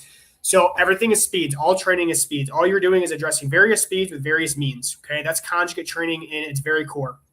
Okay, so with that in mind, like you may not feel your best on this day, but we can still train that speed, right? It may be your output might not be as good as it was, but we can still train to a strain. We can still sprint, right? We can still accumulate a specific means to improve. And I think that's the other thing where coaches get caught up is like, obviously, measurements, you're not going to hit a PR every single day. Your PR should be pretty frequent. If your training is correct, your PR should be relatively frequent, right? You should be getting PRs pretty much all the time. And if you have enough things to PR on, you should be getting a PR every single day, right? Like you should be able to improve something every single day if your training is creative and it's holistic and it's attacking all these things. Like our training is, we attack a lot of different things so we can PR, right? So that adds a compounding, motivating factor, right? If I can come and say, hey, coach, my legs are dead. Like I just had this like yesterday. Kid came and, hey, coach, we're running our butts off at baseball practice. They're making us run pulled. My legs are dead. I'm like, okay, that's fine. We're still going to sprint today. Go bench first, right? He goes and benches. He hits an all-time PR. He comes to sprint. He hits a sprint PR, right? I mean, he literally went from like a 1-2-5, 5 into 10 fly to a 1-2 flat, 5 into 10 fly. Huge PR on bad legs. Why? Because there's a compounding factor of hitting a bench PR going to the next thing. This is what I talk about Tony's. Fatigue is measurable. Fatigue is not your feelings. Your feelings are not fatigue, okay? Fatigue is measurable. That kid ran a PR. He was not fatigued Mentally, he might have been fatigued. Practice was 3 hours. They ran some pulls. It was probably boring. It probably wasn't fun. I get it. Right. Okay? But his legs, neurologically, he wasn't fatigued. He hit a Right. brand new PR. You can't, that doesn't work out like that, right? So this is what it comes to. You have to measure a lot of things, because then you can actually tell if a kid is getting crashed on bench, crashed on sprinting, then their nervous system might actually be fatigued. But we have stated and overrated the nervous system fatigue so much to where we are so fragile with athletes, right? The nervous system is highly adaptive. Phenomenal point. The nervous system is highly adaptive, and the reality of it is that the body is always concerned about survival, right? The body almost never, you literally can't output all maximum motor units that you want to, regardless, right? You might, the sprint, right? You might time it and you might get the output you can get. The reality of it is the body's always saving a little bit in the tank, right? The only time that you are going to maximally recruit all motor units is when you die. Like, your body will literally maximally recruit everything. Like, that is death, right? So there's always some in the tank. We have overstated CNS fatigue. Athletes are way more resilient to training, especially when they train in a model that is high intensity and low volume. Their nervous system is constantly primed to compete. You can't measure CNS fatigue. It's not measurable, right? Per se. So how that's one of my pushbacks. And actually, you differ from Tony on that. That's one of the areas you differ from Tony. So right? It's not that I don't believe in CNS fatigue, but fatigue is measurable. You can do a blood test and you can see metabolites and calcium ions in people's blood. Right? That all the time. But you can measure fatigue through high velocity means, like your RSI drop jumps. You can see if an athlete is less twitchy. That generally indicates there is some sort of fatigue, right? Sprints are the most fatiguing. You can see fatigue the best with sprinting because it's such a fast stimulus. But with high velocity means a more sensitive fatigue. Slow velocities are less sensitive. So you can PR in a bench press and maybe your sprints are bad, or you can, PR a dumbbell jump, but then maybe your vertical jump is bad because it's a different ground kind, it's a different movement. So you can see fatigue generally a lot better with high velocity movements. It's much more sensitive, but when you are measuring and PRing a variety of means, you can still have productive work and training. If the only thing you do is fly 10s, of course, like, you're not going to have productive training unless you're PRing, right? But we're not just doing fly 10s. Fly 10s are a part of our training. We're running fly 10s. We're bench pressing. We're doing chin-ups. We're doing RSI drop jumps. We're doing lateral hurdle hops. Like, we have so many things to PR. And what you'll realize is that most kids, if they PR on one thing, it moves over to the next thing. There's a compounding benefit to that. So that's why I have a hard time with, like, the way that some coaches approach training and, like, oh, well, we can't hit a PR, like, we're done, whatever. It's like, you have to be creative with the train to set a variety of PRs. If the only thing you measure is one thing, of course, like, you're kind of pigeonholing yourself into having only very few productive training. It's like investing, right? If you only invest into one thing, you're not very diversified, right? Is that a good path to long-term wealth? No. You want to have a diversified portfolio. And when it comes to training, you want to have a diversified portfolio of stimulus. You want to have a lot of things to measure and a lot of things to improve on. It's just like baseball. Like, you don't just throw, right? You have to improve a lot of different aspects of baseball to improve the outcome. Same thing with training, same thing with football. You can't just, be really good at running plays. You got to improve blocking. You got to improve, handoffs. You got to improve, like, the actual footwork. There's so many aspects, but we get so caught up in the end result that we forget about all the little increments that add up to the end result. I'm breaking training down into little increments that will all work together into improving the end result. It sounds like variability is a big part within your training, which is totally, like, when we talk to so many guys, you know what I mean? And the majority of them, and Derek, tell me if I'm wrong, I'm a big believer of variability, but so many of them live in, we must do this, this, and this, like, each lifting session or whatever, you know what I mean? And I the ADD in me kind of says that that's boring, and it's hard, athletes probably view it that way. Like, there are certain athletes that like that, what's the word? I don't know, stability of knowing what they're doing, but I think they want that structure. They want to know what they're doing when they're doing it. So this is a great point. Talk a little bit about that, like your thoughts on that. Okay, so variability versus repeated exposures. Okay, here's the thing: is athletes need to repeat things to get better at them. Correct? They have to repeat. You have to have repeated, frequent exposure. The thing is, though, is that if you view things in the lens of, like, an exercise selection, you're going to get cooked from repeating it over and over. Versus if you view things in speeds, there's a lot of different means to elicit a specific speed, right? It's like running, a 20-10 fly or, running a 10-10 fly versus a 20-yard dash, right? They're the same distance. They're eliciting similar speeds, but they're not eliciting similar speeds because you're coming from a dead start versus, flying in, right? So you have to view everything in speeds. You can get fast ground contacts. You can get very slow lifts. I can get the same speed on a flat barbell bench press as I can a pause bench press, right? I'm changing one thing, but I'm eliciting the same speed, the same range of motion, the same muscle mass is all being recruited. So for us, we repeat a lot of the same things. Like we don't change our main lifts every single day. So some programs run it like this. They bench press on Monday, they squat on Tuesday, they overhead press on Thursday, they deadlift on Friday, right? They're changing the movement every single time. What we know about muscle physiology is that the muscle fibers, you can't train all muscle fibers with one exercise. You have to have a variety of exercises to train all regions. But the problem is that muscle fibers will begin to atrophy after stimulus about 48 to 72 hours after. So you have to give it a frequent exposure to improve the means or the net gain, right? So we're giving a very frequent exposure of a specific stimulus. How you overcome that maybe staleness or overcome that overtraining aspect is having a variety of things to rotate through. So that's why we run all of our programming in 3-week waves. And so I can adjust and pull things in and out. I'm still listing the same speed. I'm just changing the means in which we're applying the speed. And this is where I think the training can get unconventional, is that there's coaches that have been indoctrinated into like, we have to bench, we have to squat, we have to power clean, we have to do this. Okay.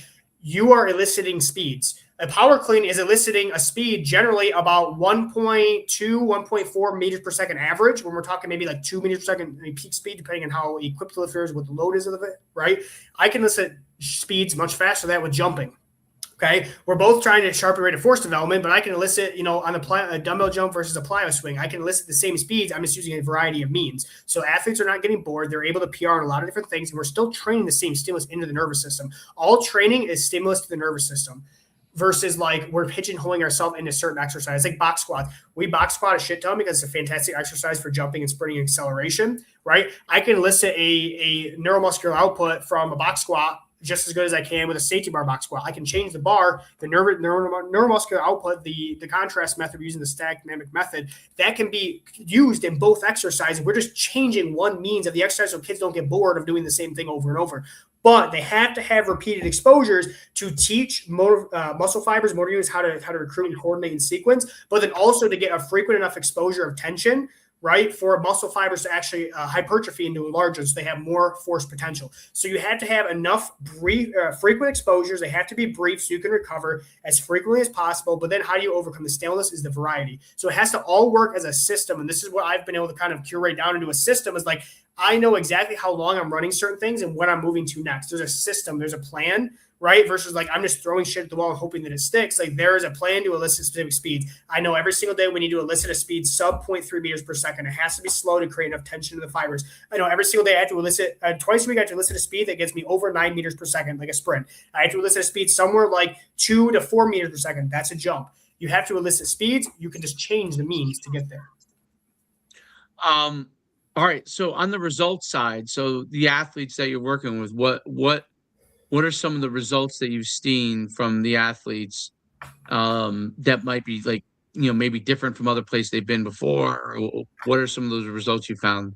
Well, we have the best right now. Prep Red Zone runs showcases across the country, national showcases. My athlete holds the broad jump record. He just broke it this year. He jumped a 10.8 broad jump, a high school junior. Which is, nearly an NFL combine. Like that's an NFL combine level broad jump for a high school junior. So we have the national best for there. We have the best in Michigan. We have the best L drill. I've had kids that have won state championships. I have the best OVR jump in the country right now in the OVR measurements. I have a middle school kid that jumped 35.3 on the OVR jump. And that's a 39.1 in a jump mat or a skyhook, whatever you guys use. So I have middle school kids. That kid's also jumped a 10.2 verified broad jump as a middle school athlete. Jumping over 10 foot is impressive for like any high school athlete, obviously very impressive for a middle school kid. I have 4 more kids in that grade today that will jump over 30 inches in the OVR jumps. I've had, 200 some kids jump over 30-inch verticals. If you're measuring on the jump mat, I've had 25 kids that have jumped 40-inch verticals on the jump mat. And that's just in like 4 years of being at my school, 5 years being at my school. So like we turn out a lot of really good jumpers. We've had a lot of good laser time sprints. Like last year I dropped like 4 or 5 videos of kids running laser times, sub 4.5 40s. We do really well at showcases. I had a girl just go on a Vertec at a combine showcase, jump a 31-inch Vertec jump as a sophomore soccer girl. So jumping 30 inches on one of the Vertex, you jump and hit it. That's pretty. That 30-inch vertical jump as a sophomore girl in high school is pretty legit. That's legit for a college athlete. So she did that. What's the difference between the Vertec, the OVR, and the jump mat as far as like, so when we used to run the combines, we always did the Vertec. That I always thought that was like the same as the NFL combine. So we would, well, but what's the difference to like a measurement wise? The difference, okay. So if you jump the OVR jump, what I found, this girl jumps at 26.8 on the OVR, jumps at 31 on the Vertec. The OVR jump is lower than the Vertec. The jump mat and the Vertec are relatively similar. Jump mat might be a little bit higher than the Vertec, but they're relatively similar. What you're finding is with the Vertec is it's a little bit more coordination between like you having to jump up and actually extend the arm and hit it, right? There's a little more coordination there. The jump devices allow us to literally just focus on displacement from the ground. It allows us to really focus on the raw stimulus of the jump versus just like the skill of having jumped and hit something. So it allows us training-wise to have a really, really good stimulus and be able to run a lot of kids through. A lot of combines and showcases are now going to the jump devices because you can just run kids through so much more. Like we had one at a college, Division II college that ran jump mats, and I had two kids. I had one kid that hit a 39 and another kid that hit a 40, and this was during like just a showcase, and like the next best jumper was from another school and jumped like a 32, right? But because we're doing so much jumping, like our kids just get really explosive and we jump really well, right? So the feedback devices allow you to basically, accentuate or multiply the stimulus you're providing them. Whereas like a Vertec is kind of more, it's a little bit of a skill, but like I've never ran any kids on Vertex, but like my kids jump really well on Vertex because it's like they're still displacing from the ground so much. So like I had a coach that said like, like I'm not like a technique guy. Like I'm not trying to game the system per se. I'm very much a raw force output kind of guy. Technique is awesome, and like technique is a multiplier for force. But like for my athletes, because they're so young, I'm just focused on the force multiplier. Like I can beat other schools' athletes just because we're making them so much more powerful. Versus like I'm trying to make them have the perfect first step or the perfect jump angle, and like we don't care about that. That doesn't transfer to sport, right? Having the perfect jump angle on a Vertec makes no difference to a kid that plays baseball. But you know what does? A kid going from a 25-inch vertical to a 35-inch vertical. That makes a big difference. I had a kid that started with me in August. He's a baseball kid. He jumped a 21-inch vert on the OVR. He jumps a 35.3 today. Like jump. That's and literally from August till now, how many months is that? 8 months. We've averaged over a foot to his jump. What I find is that and that was with body weight gain. He was 170 when he came. He's 182. Like yesterday, he weighed 182. So what I find is that I can make athletes larger. I can make them faster. I can make them jump a hell of a lot higher than most other schools. And it's not because like I'm special and like I'm so much better than everybody else. It's really because just the system I'm using like allows us to do that.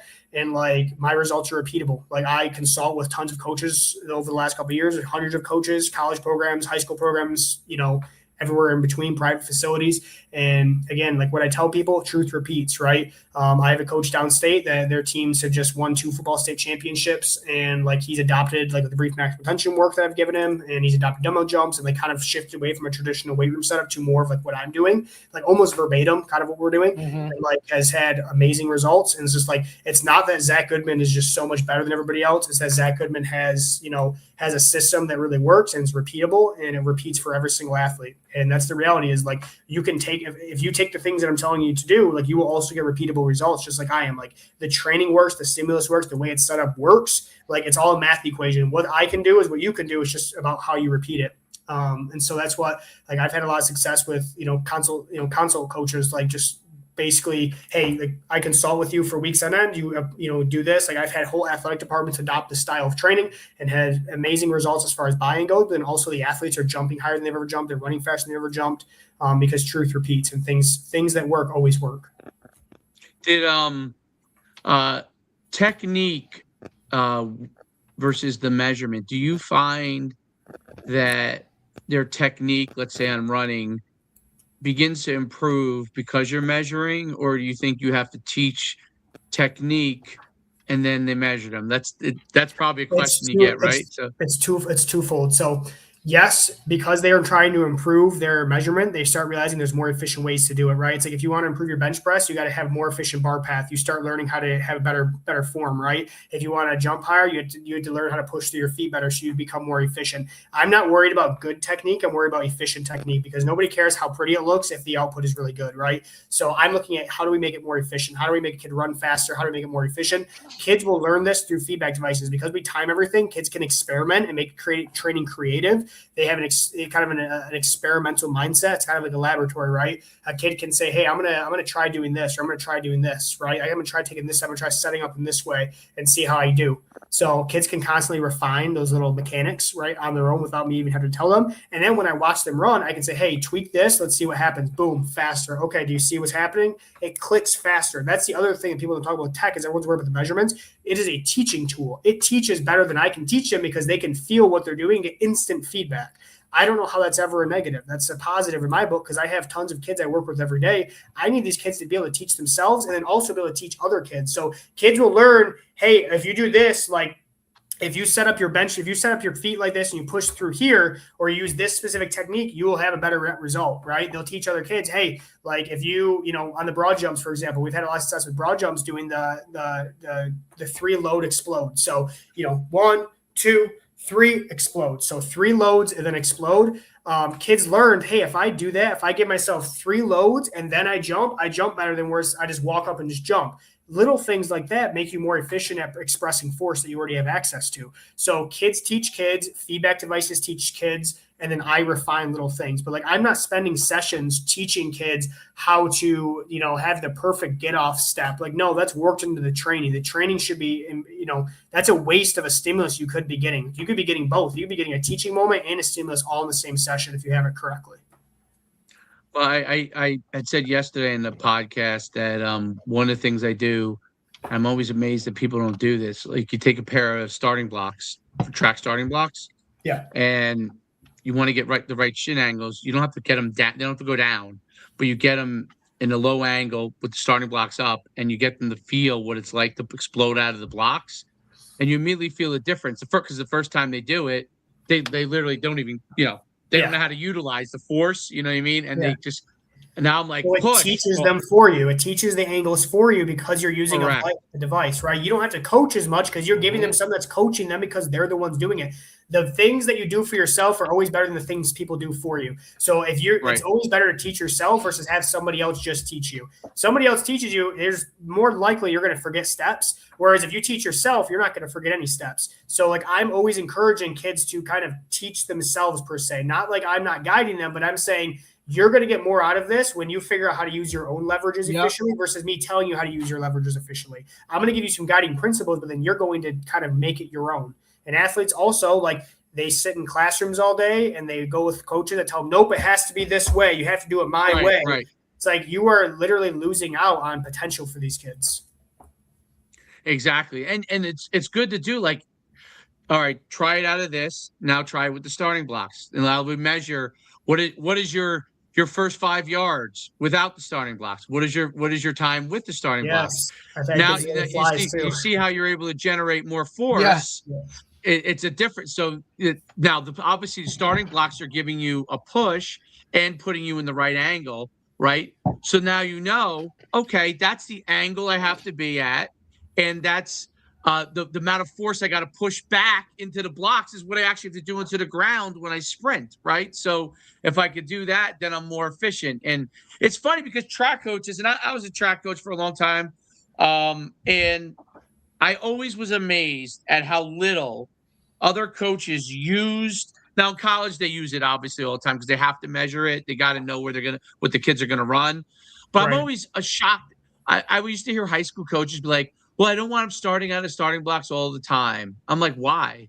Yeah. Like, why don't you want to do starts? Like, how are they going to get better at teaching?" Right. Now I learned it because I was a hurdler, and in order to get your steps correctly as a hurdler, you had to use the starting blocks because if you didn't use the starting blocks, you might be too tight on the hurdle. You might be too far. You won't know where you had to be. So I learned it from that. Like it was like became self-taught. We always use starting blocks all the time. because of that, because we, you didn't want to go into a race as a hurdler and you you fall, So, but people were like, oh, how come they couldn't believe that I was such a good starter. Well, I was really a good starter. I was better than our 100-meter dash guy because I don't know why the 100-meter dash guy didn't do block starts that much. Now, he was faster, right? But he couldn't get out quicker. So it shocked me because I was like, that guy would run probably 2/10 faster. He was a bullet. He probably could run 2/10 faster if he did more block starts, right? And but it seems so simple, but people like, understanding and kids feeling how to generate force and do it quickly, but generating force, and then obviously the measurement reinforces like, okay, this is good, right? But you have to feel it. Like if you can't feel what it feels like as an athlete, it's wrong. Like, can you feel it? No, I can't feel it. Okay, let's try a different stimuli to see if we can figure out how to feel it. That's what the shred mill has been awesome for me, is being able to teach the shred mill, because the shred mill, because you're using resistance, puts you in the ideal joint angles to produce force and acceleration.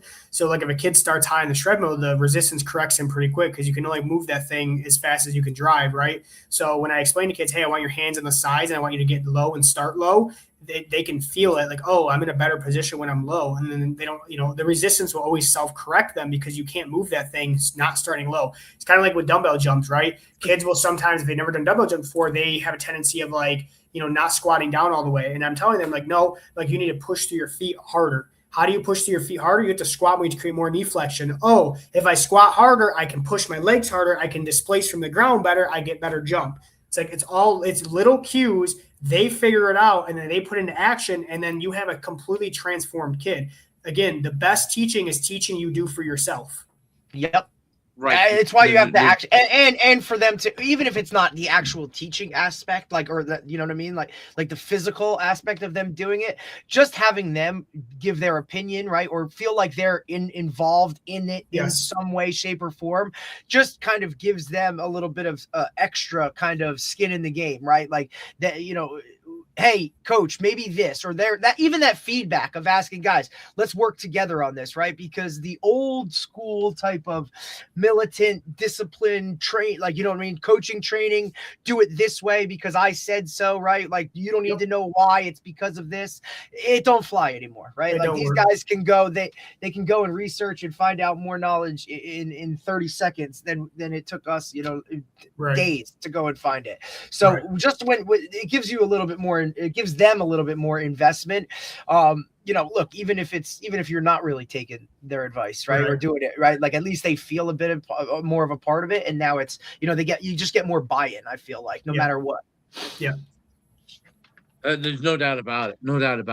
Well, before we go, if there's anything you want to leave us with, tell us where they can, find you, reach out to you. They're interested in your program. Tell us all that stuff. Yeah, I'm most active on Twitter or X. I think I put it down underneath my name on here, so people want to find me. It's Zac Goodman, ZACGODMAN _. You can find me on X. I'm very active there. Instagram at Zac.Goodman. I post a lot of our training clips and stuff on there. And then really those are your two best locations to really find me or ask questions. I have a Gumroad that just has all my links. I have training manuals. I have a bench press manual. I have a sprint manual. I have console calls on there. I have online training that's available. And I have an online training group that gives you access to exactly what my in-person athletes do every week. So if you want to see exactly what it laid out, from exercise to rest periods to sequence to demo videos, like I have that access group, and a lot of coaches are in there, and I have athletes in there that use it. So those are all the things that I kind of offer. And then obviously my podcast, right? Defying Gravity with Zac Goodman's a podcast on Spotify, YouTube. I've made, 20 or 30 videos of talking about all different types of training information, how we set things up, theory on training, philosophy on training, exact setups, example workouts, exact things we're doing.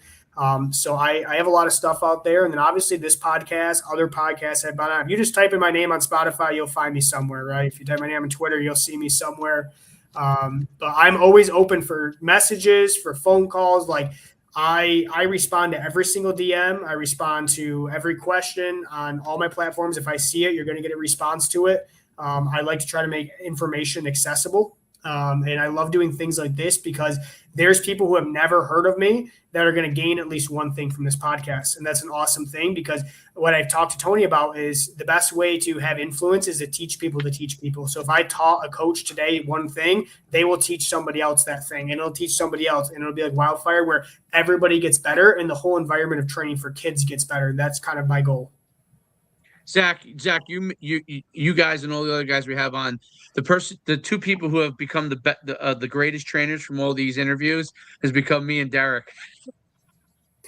Yeah, you learn a lot. We're just stealing a lot of information, buddy. It's why you see me like eyes are down a lot of the time. It's because I'm sitting here like writing, taking notes, still old school in that way, right? Like I just have sheets and sheets of information. It's been one of the best things about doing this, is the networking and the conversation and just bringing that kind of, whether it be something new or something innovative or just something that guys maybe never thought about a way to do it or whatever, on top of all of the knowledge that goes into it, right? So it's really been awesome. Podcast, man. The way it's designed and set up, I've never used this StreamYard thing before. Like this is all new to me. Like the way you got the background, all the stuff you guys have is very good. Like you guys got a good platform going. You guys got a good thing going. So yeah, it was really cool to be a part of today. Honestly, this is an awesome thing. No, I appreciate it, buddy. Ton of fun. Great having you on, Zach. Have a wonderful weekend. All right. Yeah, thank you. You guys too. Enjoy, buddy. All right. Bye. Great stuff, dude. Really, really like dude, people need to like put him in like somewhere, and because at 25, right, to be that knowledgeable and kind of, you know what I mean? Like you can see his passion, obviously, right? And we know how that kind of works and goes.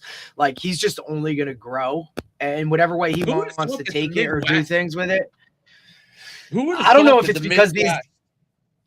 because these guys are like inside for a lot of the year, so they just kind of can be like hyper focused on, you know what I'm saying? Like they're not, they're not distracted by the beautiful weather. I think that's what started the boom where we were, North Jersey originally, because people were inside. And you're looking for something to fill that. Yeah, you're looking for something to fill that void of I can't go outside, I can't do this, or I can't do that. So you really start to take some deep dives into, you know what I mean? Like this type of world where, we need to make more with less, I guess, maybe is a way to kind of look at it, But I just feel like the hypervigilance of that geographical area, when it comes to the S&C world and the training world and just their views on things of how to get it done or what's going to work, like so knowledgeable and just, you can see a lot of it trending upward, definitely coming from that area. What they passed the Northeast. So the Northeast was ahead of the Midwest. Not football was always great there in the Midwest, always been great. But the Northeast was ahead in the strength and speed world originally because of the training facilities that were available. That kind of pushed it.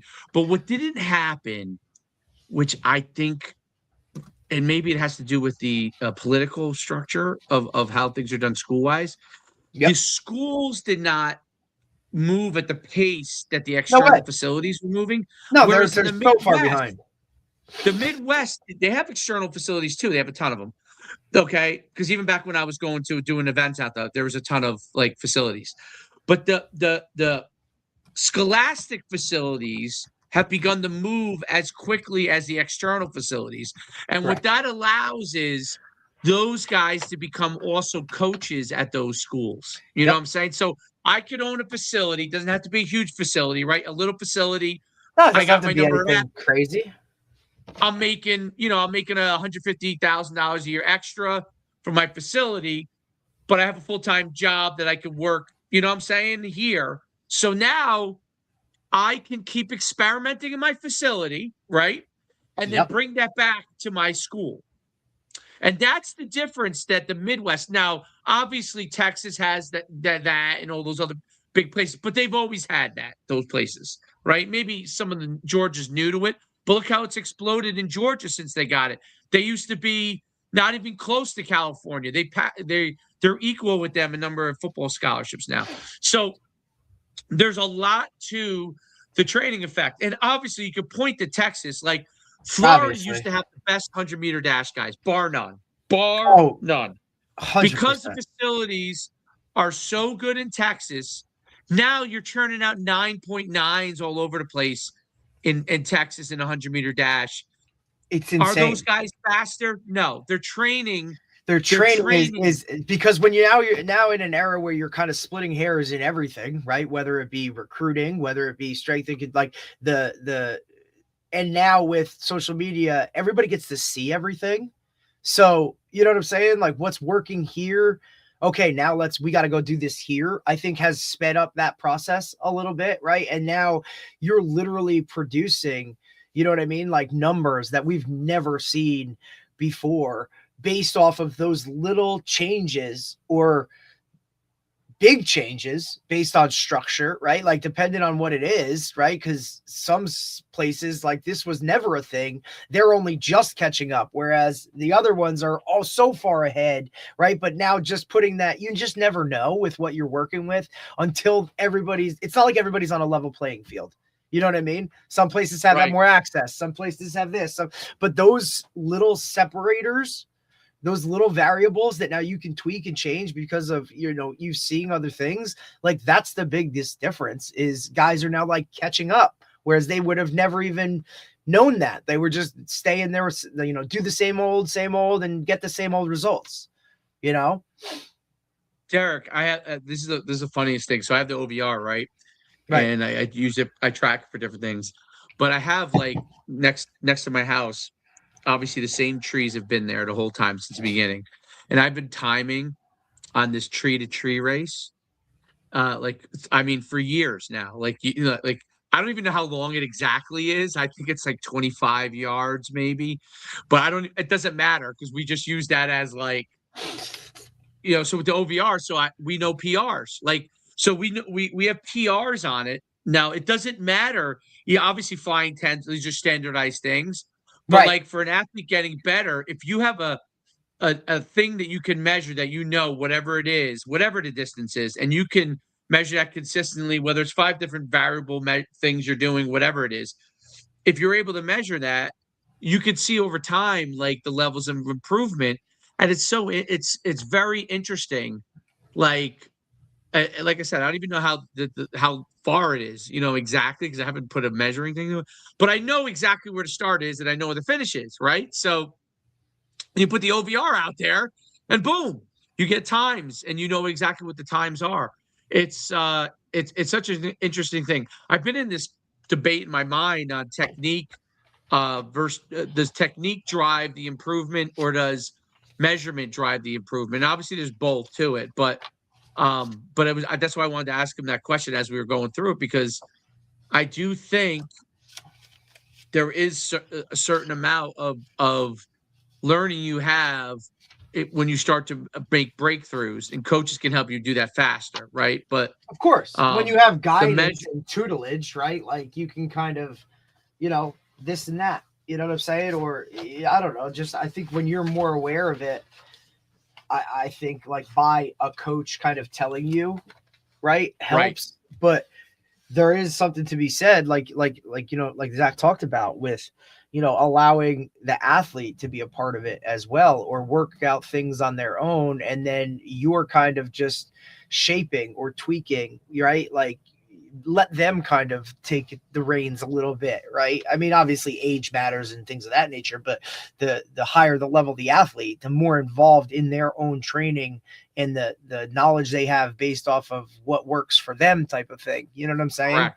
I think is huge or pivotal. I mean, because you always have guys that, hey, look, some guys just get, I don't know, whatever it is, whether it's, hey, I'm sore, or hey, I did this, and they just know themselves better, right? Who are we to tell them what it kind of is? You know what I mean? Until you really know.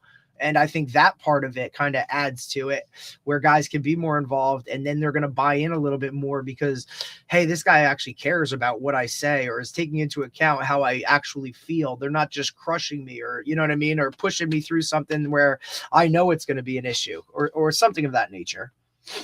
And sport coaches, like it was interesting. You talked about the baseball coach, which had him running like pole to poles. Like it's going to take years for sport coaches to kind of understand some of this stuff. Of course, the better ones will, but right. But I always when I watch it, I just try not to even look when I see certain things because my mind goes crazy. So I just calm my mind. Well, you'll be in it. The algorithm will just yeah. continue to go and go and go. No, but I was saying like when I'm out of practice and we're just, I'll use an example. Like what's the 3-man weave? Yeah. Like the first 5 times we're fine. When we've done it 15 times, what are we actually training at that point? You know what I'm saying? Like, we're just running, we're getting people, they're not getting more efficient at passing as they get more and more exhausted. Like, you know what I'm saying? So like, well, I do think, but I also stand on like that's like if that's an everyday drill, then that's an everyday drill, and then you reinforce why you're doing it. The question is, how many times do you need to do it? Right? What do you mean, like reps within it? Well, I'm saying, like, let's say you do, the 3-man weave, right? Boom, you go down, you nail it, you come back, full court or half court? Full court. So and then full court, you go like one way, and then you come back 2-on-1, 2-on-1. Yep, right. 2-on-1. Right. So that's 1 rep. You're pretty exhausted after that 1 rep. You do 5 reps, you're pretty good. Go.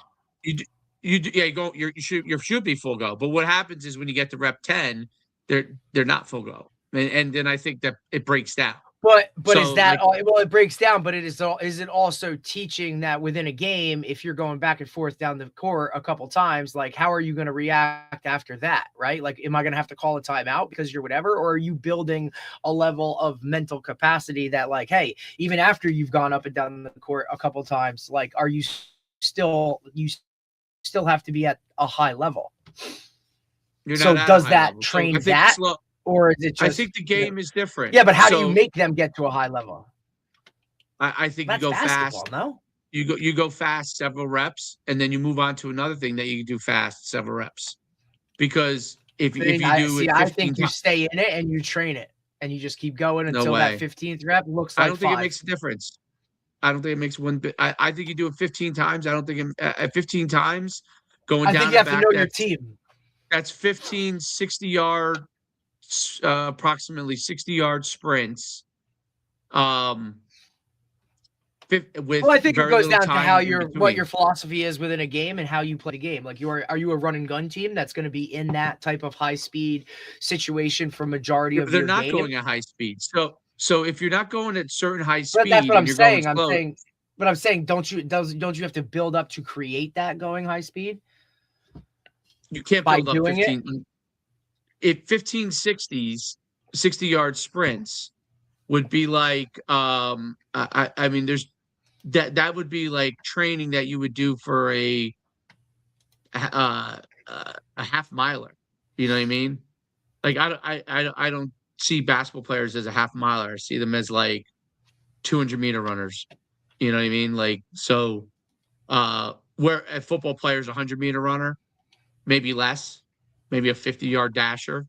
A basketball player is probably a 200-meter runner. A soccer player is probably between a 200 and 400-meter runner. But there are bursts of time when it's different. I'm trying to think of a sport where it would be longer than those. Like rugby would be like soccer. Soccer would be like between 200 and 400. So it's kind of one of the points I always think about, like even with soccer. When I played at UConn, there was a girl who hadn't played soccer since she was in high school. She was on the track team, great track athlete, right? Mm-hmm. Her and the track coach didn't get along. She left track, came out for soccer her junior year. Now, she had very little skill relative to the obviously hardcore soccer players.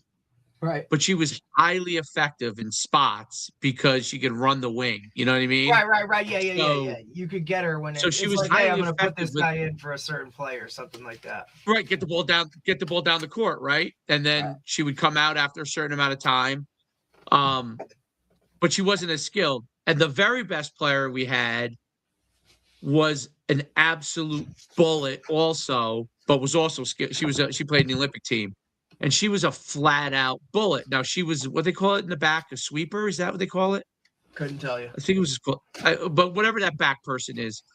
And she would, man, her whole thing was like, 25 yards, 20-yard sprint, get the ball, wait. 25-yard sprint, get the ball, wait. 10-yard sprint, get the ball, wait. So she had long breaks in between short bursts. So I would say her position might have been more like a 100-meter dasher person, whereas the midfielder is more like a 200, 400 person, right? They're running, they're in spurts, then they're kind of like cruising, then they spurt. So they might need a little more of that conditioning. The question is like, where is the point that you get diminishing returns? So right. Or where guys are like, now you're thinking about like, oh man, this guy's like, we're gonna get hurt doing this. You know, I just think kids slow themselves down. That's what I think they do. So they start to pace themselves always. They start to pace themselves, and do you want them to pace themselves, right? So that's really the way I look at it. Is like, I don't want. I'd rather them do five full out, 5 full out versus a pace themselves, you know, and make it look really good and reinforce that. It's the same thing with plays, right? If you run it the same play 25 times, is it the same as the first 5 times? Probably not. What is the value of doing it 25 times? Mm-hmm. You know, I don't know that there's a value. I don't think there is. Right.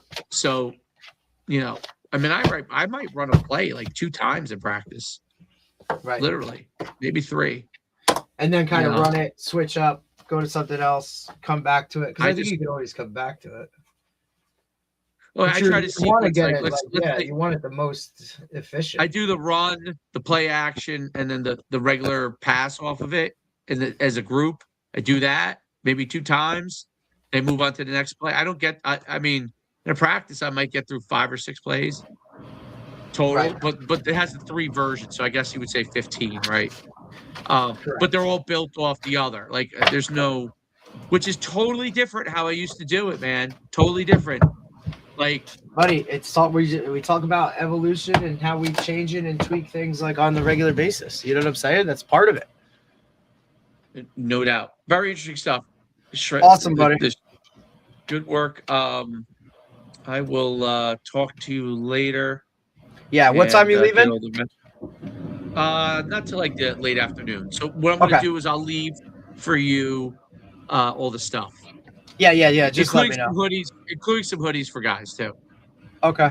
Yeah, because we got to look at it. Because right now there's not even enough. On which level? 15. Oh, I thought you said there was 8. There's 8 signed up. There's not 8 in Zorts. Like there's 8 that on Team Snap said they were going, but there's not 8. There's 2 that asked me if they could go that are younger. Like at the 13, and they weren't sure because it was 15, but they can. Those kids are big enough. Yeah, I look at 13, 14, and 15. 5, like that's all about what 13, 14, 15 is like what stage puberty they're all at. Like, 100%. I'm just looking for numbers. Puberty, you know what I mean? I wouldn't put you in 15, but if you hit puberty and you're 13, you're fine at 15. It's just where you are puberty wise. Yeah, it's your biological age, not exactly what your actual age is. Correct. So there's some kids that are big enough to handle it, and some kids that are not. You know, now mentally that might be different, but but biologically there's some that can. So they asked me, some of the bigger kids. Yeah, well, I mean, look, it's all good. I'm just saying, there's it's not much to choose from either, because 6 of them said they're not going, so that's what I mean. And then 1's a maybe, and then 8 said they're going, but only 5 have done their Zorts. And I've been on the messages like, guys, you got to get this in. Like, it's tomorrow. They're going to lock the rosters in the morning, especially after the Zoom call with those guys last night. Did you listen to that? Yeah, lose the ref. Lose the ref? What does that mean? Oh, yeah, I know lose the ref. Yeah. That I know. That I know. We had a conversation on that. It's all the same. Okay, so all right, I'm looking at it now. I'm just curious. You're on Snap or you're on Zords? Source. Yeah. All right. So now it just has all the eligible ones. Yeah, there's 5. It doesn't list anything other than the eligible ones. Right. Like all the guys that said they were going in Snap haven't either done their Zords. Put it in. Or... Okay, so if I look at Snap, who is that? Well, I messaged all of the people that said they were and haven't done it. I'm curious if they already have a Zorts, those kids. Well, I mean, well, I could. But still, yeah, but you could. That's fine. But you still need to you know want if to they're physically gonna go. do it, Right? Yeah, exactly. You still need to know like a confirmation. Otherwise, you know how it is.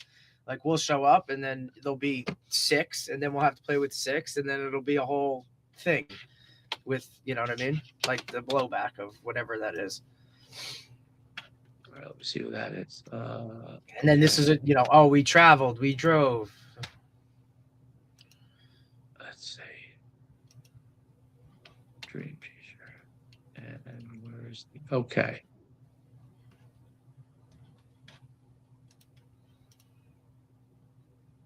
No grass fields this year, by the way. They're not using. All right, the kids that are yes on here are actually kids that have played in our stuff before. Like have actually showed up. So it's hold on, let me just see. Yeah, I just don't want to roll the dice. Gavin, Tremarco, and Chmielewski. Yeah, they've shown. All right, I'll just reach out to them because I know all that. So I'll just email their mothers to make sure. All right, cool. Because those guys have all, they may not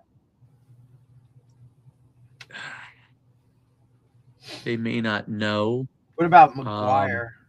I know him. Well, I actually, he messaged me. Yeah, but his dad messaged me and was like, "Hey, how many are going? Should he can we go if we want?" I said, "Yeah, you can." I mean, like, this is what it was earlier in the week, so it's like, I can't guarantee like playing time if you want him to play like quarterback or whatever, but at the same time, like there's not that many. McGuire. So one of the other guys that got to help reach out to me is the 15U quarterback, the kid from Mattawa. He doesn't know how to do Zorts. He asked me. Right? Yeah, because he's on the 18, right? No, he's doing 15. Oh well, he's on the 8. He's talking about 18 because he's on the 18 roster too.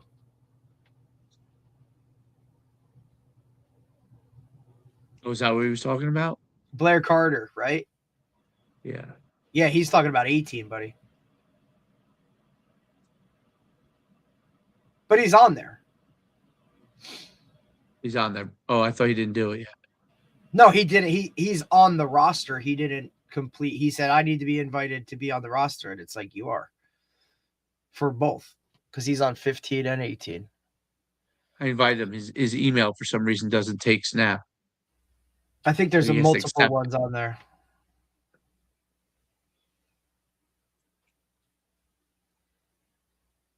Yeah. Yeah, Dad's on there. He's on there.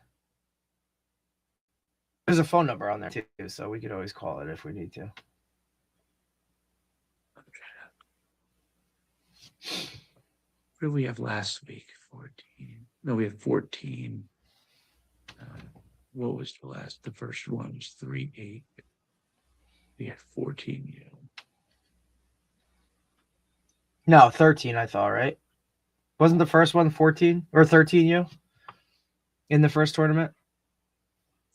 13 and 14. And then last week was 14. And 14. We had 13 and 14 the first week. Right, the first week, yes.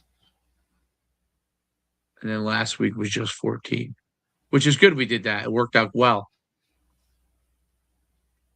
It looks like we have like our sweet spot age group wise is really 14 with this group, I think.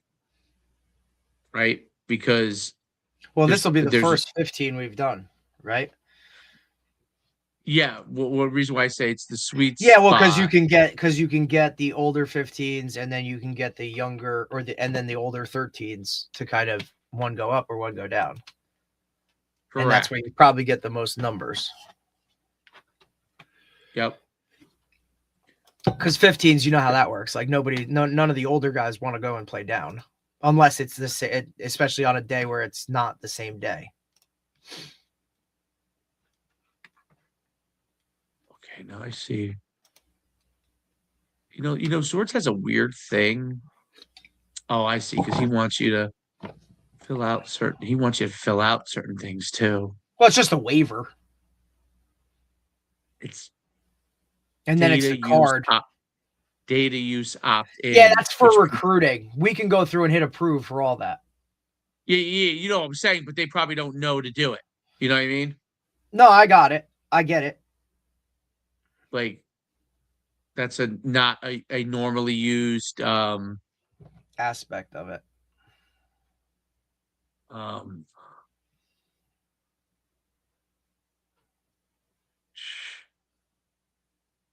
Like this kid, I mean, I can hit the data use. Yeah. You can go through all that. But some of these guys already. Okay, so you put them all in there now. No, I'm taking. Declan didn't say yes. I'm taking out guys that didn't say yes. Oh, I'll just read it to you. Just take out guys that said no. Oh, okay. Who said no? Oh, let's close it and we'll just finish it from there. Let me just close this podcast. Yeah. I don't want to. Close in.